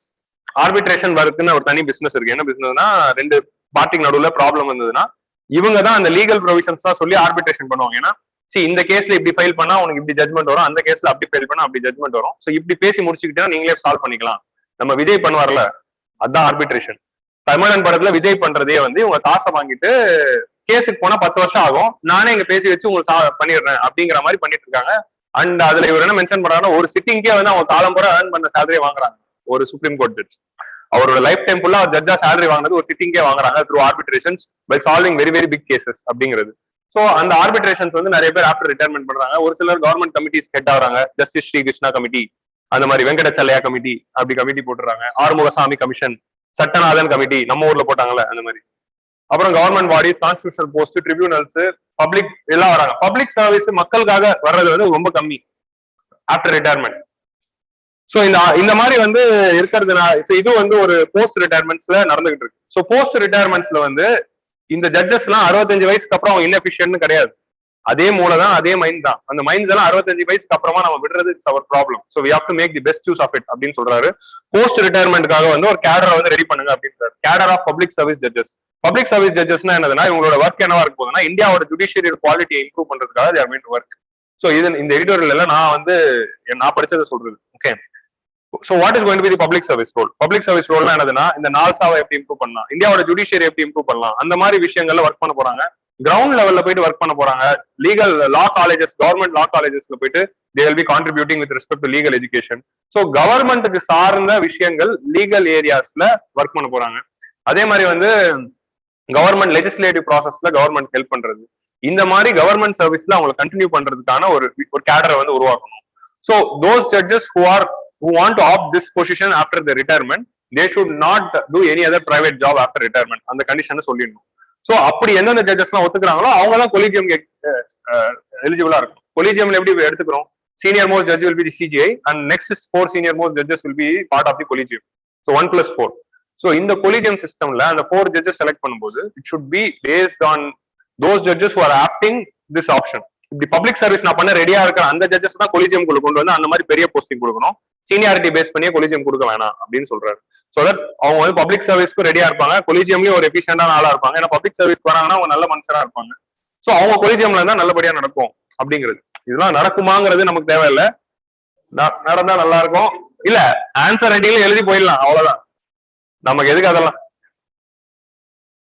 So CGI senior most judge, இப்போ சிஜிஐக்கு வருவோம். இப்போ justice Chandrachud வந்து CGI appoint பண்ணணும் நவம்பருக்கு அப்புறமா. அதுக்கு முன்னாடி யூ லலித் அப்படிங்கிறவர் இருக்காரு. யூ லலித் வந்து 2 வருஷம் தான் இருக்கு, 2 மாசம் தான் இருக்கு. அவர் வந்து அக்டோபர் நவம்பர் 2 மாசம் தான் இருக்க போறாரு. செப்டம்பர் அக்டோபர் 2 மாசம் தான் இருக்க போறாரு. நவம்பர்ல இருந்து சந்திரசூட் வர போறாரு. சோ இந்த மாதிரி டைம்ல வந்து சீனியர் மோஸ்ட் ஜட்ஜை தான் சுப்ரீம் கோர்ட் ஜட்ஜா சிஜிஐ அப்பாயிண்ட் பண்ணணுமா அப்படிங்கிறது கான்ஸ்டியூஷன்ல கிடையாது. ஏன்னா நிறைய வாட்டி அதை பிரீச்சும் பண்ணிருக்காங்க. நம்ம கான்ஸ்டியூஷன்ல நம்ம லட்சுமிகாந்த்ல எக்ஸாம்பிள்ஸ் இருக்கும். Like Indira Gandhi did with 2 judges. அப்பதான் என்ன ஆயிடுச்சு, அந்த சீனியர் ஜட்ஜ் எல்லாம் ரிசைன் பண்ணிருப்பாங்க. அந்த 70s time it is very conflicting time between the parliament and supreme court அந்த executive and supreme court. So அந்த மாதிரி வந்து நிறைய ஜூனியர் ஜட்ஜஸ் கூட சிஜிஐ போடலாம். பட் செகண்ட் ஜட்ஜஸ் கேஸ்ல இருந்து it has made mandatory that senior most judges மட்டும் தான் சிஜிஐயா இருக்கணும் அப்படிங்கிறது. சோ அதே மாதிரி அந்த சப்சிக்வெண்ட் மெமராண்டம் ஆஃப் ப்ரொசீஜர்ல அதை ஃபைனலைஸ் பண்ணிருக்காங்க. பட் சீனியர் மோஸ்ட் ஜட்ஜ் தான் சுப்ரீம் கோர்ட் சிஜிஐ அப்பாயிண்ட் பண்ணுமா அப்படிங்கிறது ஒரு கொஸ்டின் மார்க். இப்போ இந்த எக்ஸாம்பிள் எடுங்க. இப்போ இருக்கிற சீஃப் ஜஸ்டிஸ் நம்ம முடிச்சிடுறாரு, ரமணா போயிடுறாரு. ரமணா போன அப்புறம் வேற ஹேவிங் லலித். லலித்துக்கு வந்து 2 மாசம் தான் இருக்கு. ஐயோ, லலித்துக்கு ஃப்ரெண்டு மாதிரி பேசி ஜஸ்டிஸ் லலித்துக்கு வந்து ஜஸ்டிஸ் ரமணா வந்து ரிட்டையர் ஆன பிறகு ஜஸ்டிஸ் லலித்துக்கு வந்து 2 மாசம் தான் பதவி காலம் இருக்கு. சோ வித் 2 months அவரை சிஜிஐ அப்பாயிண்ட் பண்றதுக்கு ஒரு மீனிங்கே இல்லைல்ல. பதவி ஏற்பாரு, வந்து உட்காருவாரு, அதுக்குள்ள முடிஞ்சிடும். சோ வை இந்த மாதிரி ஒரு சீனியர் மோஸ்ட் ஜட்ஜ் இது ஒரு கன்வென்ஷனா இருக்கிறதுனால நிறைய இன்எஃபிஷியன்ட் அந்த 2 months அவரால் எஃபிஷியன்டா பண்ணும். ஏன்னா ஒரு வேலையை கத்துட்டு செட் ஆகிறதுக்கே ஒரு மாசம் ஆயிடும். அதுக்குள்ள அவர் ரிட்டையர் ஆயிடுவாரு. திருப்பி அடுத்து வந்து சோ அந்த 2 மாசம் அப்போ இன்எஃபிஷியன்ட் ஆகுதுல்ல சுப்ரீம் கோர்ட். சோ அப்படி ஒரு கன்வென்ஷன்லாம் வைக்காம ஒரு 2 years 3 years டென்யூர்ல எப்பவுமே ஒரு சிஜிஐ இருக்கணும் அப்படிங்கிற மாதிரி ஒரு சிஸ்டம் கொண்டு வாங்க. இப்போ டிஜிபி சொல்லியிருக்காங்கல்ல, போலீஸ் ரிஃபார்ம்ஸ்ல பிரகாஷ் சிங் கேஸ்ல சுப்ரீம் கோர்ட்டோட ஜட்மெண்ட் என்னவா இருக்கும், DGP should have minimum 2 years tenure. அப்பதான் ஒரு டிஜிபியால எஃபிஷியன்டா ஸ்டேட்டை ரூல் பண்ண முடியும். ஒரு சீஃப் செக்ரட்டரினா அவருக்கு ஒரு 2 years டென்யூர் இருக்கும். அப்பதான் அவர் ஸ்டேட்டை வந்து ரூல் பண்ண முடியும் கரெக்டா அந்த அட்மினிஸ்ட்ரேஷன். சிஜிஐக்கு அதுவா தான் இருக்கணும். இப்போ பிரைம் மினிஸ்டருக்குனா 5 years இருக்கு, சிஜிஐக்கு எதுக்கு 2 மாசம் இருக்கு, 3 மாசம் 4 மாசம் 8 மாசம்? இப்ப சந்திரசூதுக்கு வந்து ஏன்னா ஏஜ் தான் முடிவு பண்ணுது. சந்திரசூத் வந்து இப்போ வந்து 63 வயசு தான் வருது. சோ அதனால அவருக்கு 2 வருஷம் சர்வீஸ் இருக்கு. சோ அவர் 2 வருஷம் சிஜிஐ இருக்க போறாரு till 2024. ஆனா லலித்துக்கு வந்து 2 மாசம் தான் இருக்கு, justice லலித்துக்கு. This is the problem. So those judges who are having minimum age 2 years tenure இருக்கிறவங்கள சுப்ரீம் கோர்ட் ஜட்ஜ் அப்பாயிண்ட் பண்ணுங்க. சீனியர் மோஸ்ட் ஜட்ஜ் தான் அப்பாயிண்ட் பண்ணணும் இல்ல. யார் யாருக்குள்ள 2 வருஷம் டென்யூர் இருக்கு, 3 வருஷம் டென்யூர் இருக்கு, அவங்கள தான் அப்பாயிண்ட் பண்ணுங்க. அதே மாதிரி சுப்ரீம் கோர்ட்ல ஆல்ரெடி இருக்கிற ஜட்ஜ் தான் சிஜிஐ அப்பாயிண்ட் பண்ணணும் அப்படிங்கிற பிரசிடென்ட் இந்தியாவில தான் இருக்கு. இப்போ யூஎஸோட மாடல்லாம் எடுத்து பாத்தீங்கன்னா அவங்க ஊர்ல இருக்கிற ஹைகோர்ட்ல இருந்து எடுத்து பெடரல் கோர்ட்டுக்கு டைரக்டா வந்து தேர் அப்பாயிண்டிங். அவங்க ஊர்ல இருக்கிற ஸ்டேட் கோர்ட்ஸ் இருக்குல்ல, ஸ்டேட் கோர்ட்ல இருந்து ஒருத்தர் டைரக்டா சிஜிஐ அப்பாயிண்ட் பண்றாங்க. இப்போ நிறைய பேர் சீஃப் மினிஸ்டர் வந்துட்டு அப்படியே டைரக்டா பிரைம் மினிஸ்டர் ஆயிடுறாங்கல்ல. லைக் ஃபார் எக்ஸாம்பிள் நரசிம்மராவ் ஆனாரு. சோ இந்த மாதிரி வந்து அந்த மாதிரி நான் நல்ல எக்ஸாம்பிள் சொல்றேங்க, ஏங்க சரி. சோ அவர் வந்து ஒரு சீஃப் ஜஸ்டிஸ் ஆஃப் ஹைகோர்ட்டா இருப்பாரு, மெட்ராஸ் ஹைகோர்ட்டா இருப்பாரு. அவரை தூக்கி அப்படியே chief justice of supreme court ஆக்கி 3 வருஷம் செயல்படவில்லை. 62 வயசுல அவர் மெட்ராஸ் ஹைகோர்ட் ஜட்ஜா இருக்காரு. அவரை தூக்கி சிஜிஐ ஆக்கினாங்கன்னா 3 வருஷம் அவர் சிஜிஐ இருப்பாரு. சோ இந்த மாதிரி 3 வருஷம் 2 வருஷம் டென்யூர் இருக்கும் போதுதான் ஒரு குட் அட்மினிஸ்ட்ரேஷன் கொடுக்க முடியும். அப்படி இல்லைன்னா கொடுக்க முடியாது, இந்த மாதிரி சீனியர் மோஸ்ட் கேட்டகரி ரெஸ்ட்ரிக்ட் பண்றதுனால. That is the reform he suggesting. That's it. அவ்வளவுதான். So with this we have come to the end of the today's session. So நான் இங்க பிரீஃபா சொல்ல வேண்டியது வந்து ஸ்பெக்ட்ரம் ஆப்ஷன். ஸ்பெக்ட்ரம் ஆப்ஷன்ல என்ன சொல்றாங்கன்னா அந்த கேப்டேட்டிவ் யூஸ் அப்படிங்கிற அந்த ஒரு கான்செப்ட் கொண்டு வந்திருக்காங்க. அப்படின்னா என்னதுன்னா 5G ஆப்ஷன் வந்து பொதுவா வந்து 5G வந்து it's not going to be use only for the mobiles, industrial use, IoT எல்லாத்துக்கும். இப்போ ஃபார் எக்ஸாம்பிள் நம்மளுடைய அந்த 6 ஏசியும் ஐஓடில கனெக்ட் இருக்கும். கிங்மேக்கர்ஸோட எல்லா ஏசியும் ஐஓடில கனெக்ட் இருக்கும். சரிக்காது, ஃபர்ஸ்ட் இந்த ரிமோட்டோட connect. I'm giving a scenario. இப்போ நம்ம ஊர்ல இருக்க நம்ம ஏசி எல்லாமே ஐஓடில கனெக்ட் இருக்குன்னா நம்ம வீட்டுல இருந்து ஏசி ஆன் பண்ணலாம். உங்களுக்கு புரியுதா? That is IoT. I'm just giving a scenario. இந்த கதவு வந்து ஐஓடில கனெக்ட் இருக்கும். So I can close the door from here itself. So நான் கதவு மூடுங்க அப்படின்னு சொல்ல தேவையில்லை. ஒருத்தருக்கும் வரும்போதெல்லாம் நான் என்ன பண்ணுவேன், இப்படி பட்டன் பண்ணா கதவு மூடிடும். So this is IoT. இந்த மாதிரி இன்டர்நெட் ஆஃப் திங்ஸ் வந்து இதுக்கெல்லாம் யூஸ் பண்ணக்கூடிய பேண்ட்வித் என்னன்னா 5G தான். 5G மூலமா தான் இந்த internet of things, industrial automation, இது எல்லாத்தையும் பண்ண போறோம். இது எல்லாத்துக்கான சர்வீசஸும் 5Gல பொட்டன்ஷியலா இருக்கு. ஆனா 5G ஆப்ஷன் கொடுக்கும்போது டெலிகாம் கம்பெனிஸ்க்கு மட்டும் தான் நம்ம ஆப்ஷன் கொடுப்போம். டெலிகாம் கம்பெனிஸ் தான் என்ன பண்ணுவாங்க, அந்த சர்வீஸை இன்னொருத்தர் கொடுப்பாங்க. சோ டெலிகாம் கம்பெனிஸ்ல எப்படி நினைச்சிட்டு இருந்தாங்கன்னா நம்ம 5G ஆப்ஷன் வாங்கிட்டு ஐஓடி ரிலேட்டடா இப்போ வந்து ஃபார் எக்ஸாம்பிள் கிங் மேக்கர்ஸ்க்கு நமக்கு ஐஓடி தேவை அப்படின்னு இருக்கும்போது நம்ம ஜெராக்ஸ் மிஷின் எல்லாத்தையும் நம்ம கனெக்ட் பண்ணணும், சிசிடிவி கேமரா எல்லாத்தையும். அதை கனெக்ட் பண்றதுக்கு நம்ம என்ன பண்ணுவோம், ஏர்டெல் கிட்டயோ இல்ல ஜியோ கிட்டயோ போறோம். ஓகேவா? இப்படி பிஎஸ்என்எல் போக மாட்டோம். ஏர்டெல் கிட்ட ஜியோ கிட்ட போயிட்டு சர்வீஸ் வாங்கி நம்ம இம்ப்ளிமெண்ட் பண்ணுவோம். ஆக்ட் ஹேத்வே அந்த மாதிரிலாம் இருக்குல்ல, அந்த மாதிரி இவங்க 2 பேர்கிட்ட போயிட்டு அந்த சர்வீஸை வாங்கி பண்றது போது we will pay to Airtel. Airtel வந்து ஆப்ஷன்ல என்ன பண்ணுவாங்க, ஸ்பெக்ட்ரம் வாங்கி அந்த சர்வீசஸை நம்ம கொடுக்க போறாங்க. கரெக்டா? So we will be paying to Airtel. Airtel வந்து ஸ்பெக்ட்ரம் வாங்கியிருக்காங்க. சோ இந்த மாதிரி தான் வந்து இருக்கும் 5G மூலமா இது ஒரு ரெவன்யூவா ஏர்ன் பண்ணலாங்கிறது தான் வந்து டெலிகாம் கம்பெனிஸ் மைண்ட்ல இருந்துச்சு. பட் இந்த கேப்டிவ் யூசேஜ் வந்து ஆப்ஷன் வந்து டைரக்டா இண்டஸ்ட்ரீஸ்க்கே பிரைவேட் பார்ட்டிஸ்க்கே கொடுக்கறதா கவர்மெண்ட் சொல்லிட்டாங்க. அப்படின்னா என்னதுன்னா இப்ப கிங் மேக்கர்ஸே போயிட்டு ஸ்பெக்ட்ரம் ஆப்ஷனுக்கு போகலாம், போயிட்டு எங்களுக்கு வந்து இந்த ஸ்பெக்ட்ரம் வேணும், நாங்க எங்க கிங் மேக்கர்ஸ் IoT ஆக போறோம் அப்படின்னு சொல்லி அந்த ஒரு ஃபர்மே போயிட்டு directly they can take part in the options அப்படின்னு சொல்றதுனால டெலிகாம் கம்பெனிஸ்க்கு ரெவன்யூ வரப்போகுது. ஸோ இந்த ரெவன்யூ போறது வந்து telecom companies are not happy. So இப்படி ஒரு ரெவன்யூ அவங்களுக்கு வந்து ஆப்ஷன் நடக்கும் போதே வரலன்னு தெரிஞ்சுச்சுன்னா அவங்க வந்து பிட்டிங் பிரைஸ் வந்து கம்மியா தான் வெயிட் பண்ணுவாங்க. நீங்க ஆல்ரெடி உங்க வச்சிருக்கிற பிட்டிங் பிரைஸ் ரொம்ப ஹையா இருக்கு அப்படிங்கிறது ஒரு கம்ப்ளைண்டா இருக்கு. ஸோ 5 லட்சம் கோடி கிட்ட பிட்டிங் பிரைஸ் இருக்க போகுது. ஸோ 5 லட்சம் கோடி பிட்டிங் பிரைஸ் தான் அதெல்லாம் வாங்க மாட்டாங்க, வந்துட்டு ஆப்ஷன் அட்டன் பண்ணி எதுவுமே வாங்காம தான் போறாங்க. 5G இம்ப்ளிமெண்ட் பண்றது கஷ்டமா இருக்கும் போது ஒரு மேஜர் சோர்ஸ் வந்து போயிடுச்சு. ஆல்ரெடி இந்த over the top service providers OTT company, OTTனா நெட்ஃபிளிக்ஸ் அமேசான் சொல்ல, இப்போ வாட்ஸ்அப் இதெல்லாம் இருக்குல்ல, அவங்க எல்லாருமே வந்து இப்போ யாருமே வந்து போன் கால்ஸ் எல்லாம் பண்ணும்போது இந்த 4G தான் வந்த பிறகு மொபைல் நெட்வொர்க் வழியா போன் கால் நம்ம பண்றது இல்லை, இன்டர்நெட் வழியா தான் கால் பண்ணிட்டு இருக்கோம். வாட்ஸ்அப் காலு, வீடியோ காலு அதெல்லாம் வந்த பிறகு. ஸோ இப்போ யாருமே வந்து நம்ம வந்து பேலன்ஸ் வச்சுக்கிறது இல்லை, மொபைல் பேலன்ஸ். கரெக்டா? ஏன் யாருமே மொபைல் பேலன்ஸ் போடுறது இல்லை, வெறும் டேட்டா பேலன்ஸ் தானே போடுவோம். மொபைல் ஏன் வந்து ஃப்ரீ அன்லிமிட்டட்ன்ட்டாவன், ஏன்னா யாரும் அதை யூஸ் பண்ண போறதுன்னு தெரிஞ்சிச்சு. So that is thing. ஏன்னா இந்த வாட்ஸ்அப் அதெல்லாம் வந்த பிறகு எல்லாம் டேட்டா தானே யூஸ் பண்ண போறீங்க, நான் டேட்டாவை தான் இனிமேல் சார்ஜ் பண்ண போறேன் அப்படிங்கறனால தான் அப்படி மாறி இருக்காங்க. ஸோ ஆல்ரெடி அந்த மாதிரி மாறினதுனால this telecom companies lost this mobile balance business. So அந்த மாதிரி இப்போ 5Gல இந்த மாதிரி பண்ணிட்டாங்கன்னா இந்த 5Gல இருக்கிற இந்த IoT அண்ட் இண்டஸ்ட்ரியல் ஆட்டோமேஷன்ல இருக்கிற அந்த பிசினஸும் போயிடும் telecom companies. Already telecom companies are bleeding losses. So already they R இந்த வெரி ஹெவி லாஸ். இப்போ பிளஸ் அந்த ஃபைன் வர கட்டணும், அக்ரிகேட்டட் ரெவன்யூ. ஸோ அந்த மாதிரி ஒரு லாஸ் இருக்கும்போது இந்த மாதிரி வந்து 5G ஆப்ஷன்ஸ் பண்ணா சரிப்பட்டு வராது அப்படிங்கிறது தான் அந்த ரெண்டு editorial, Indo editorial and another editorial, ரெண்டு எடிட்டோரியலையும் this was the main point which was discuss. இதை தாண்டி வேற என்ன சொல்லுவாங்க, கேஸ்டா, கேஸ்ட் எடிட்டோரியல் பொறுத்த வரைக்கும் வந்து ரெண்டு பாயிண்ட் தான் மெயினா இருக்கு. Caste is acting as a barrier with respect to economic development. First வந்து லேண்ட், இது நமக்கு தெரிஞ்சதுதான், லேண்ட் அவைலபிலிட்டி, கேஸ்ட் டிஸ்கிரிபன்சிஸ் ஏகப்பட்டது இருக்கு. ஸோ ஒரு லேண்ட் அப்படிங்கிற அந்த அவைலபிலிட்டி நிறைய பேர்கிட்ட இல்லாததுனாலே they are not able to develop. So land, labour and capital is the basic factors of ப்ரொடக்ஷன்ல, ஃபேக்டர்ஸ் ஆஃப் ப்ரொடக்ஷன் வந்து கேஸ்ட்னால கட் ஆகுது அப்படிங்கிறது ஒரு பாயிண்ட். அடுத்த பாயிண்ட் என்ன அப்படின்னா, ஒரு சில இப்போ வந்து அக்ரிகல்ச்சர்ல இருக்கிற சர்ப், நம்ம வந்து எக்கனாமில ஃபர்ஸ்ட் டே டெக்னிக்கல் நடத்தும் போது நான் சொன்ன ஞாபகம் இருக்கா, agriculture surplus was used as a capital to develop the industries. ஞாபகம் இருக்கா? ஸோ அக்ரிகல்ச்சர்ல சர்ப்ளஸ் உருவாச்சு, அந்த சர்ப்ளஸ் தான் இண்டஸ்ட்ரியா மாறும்.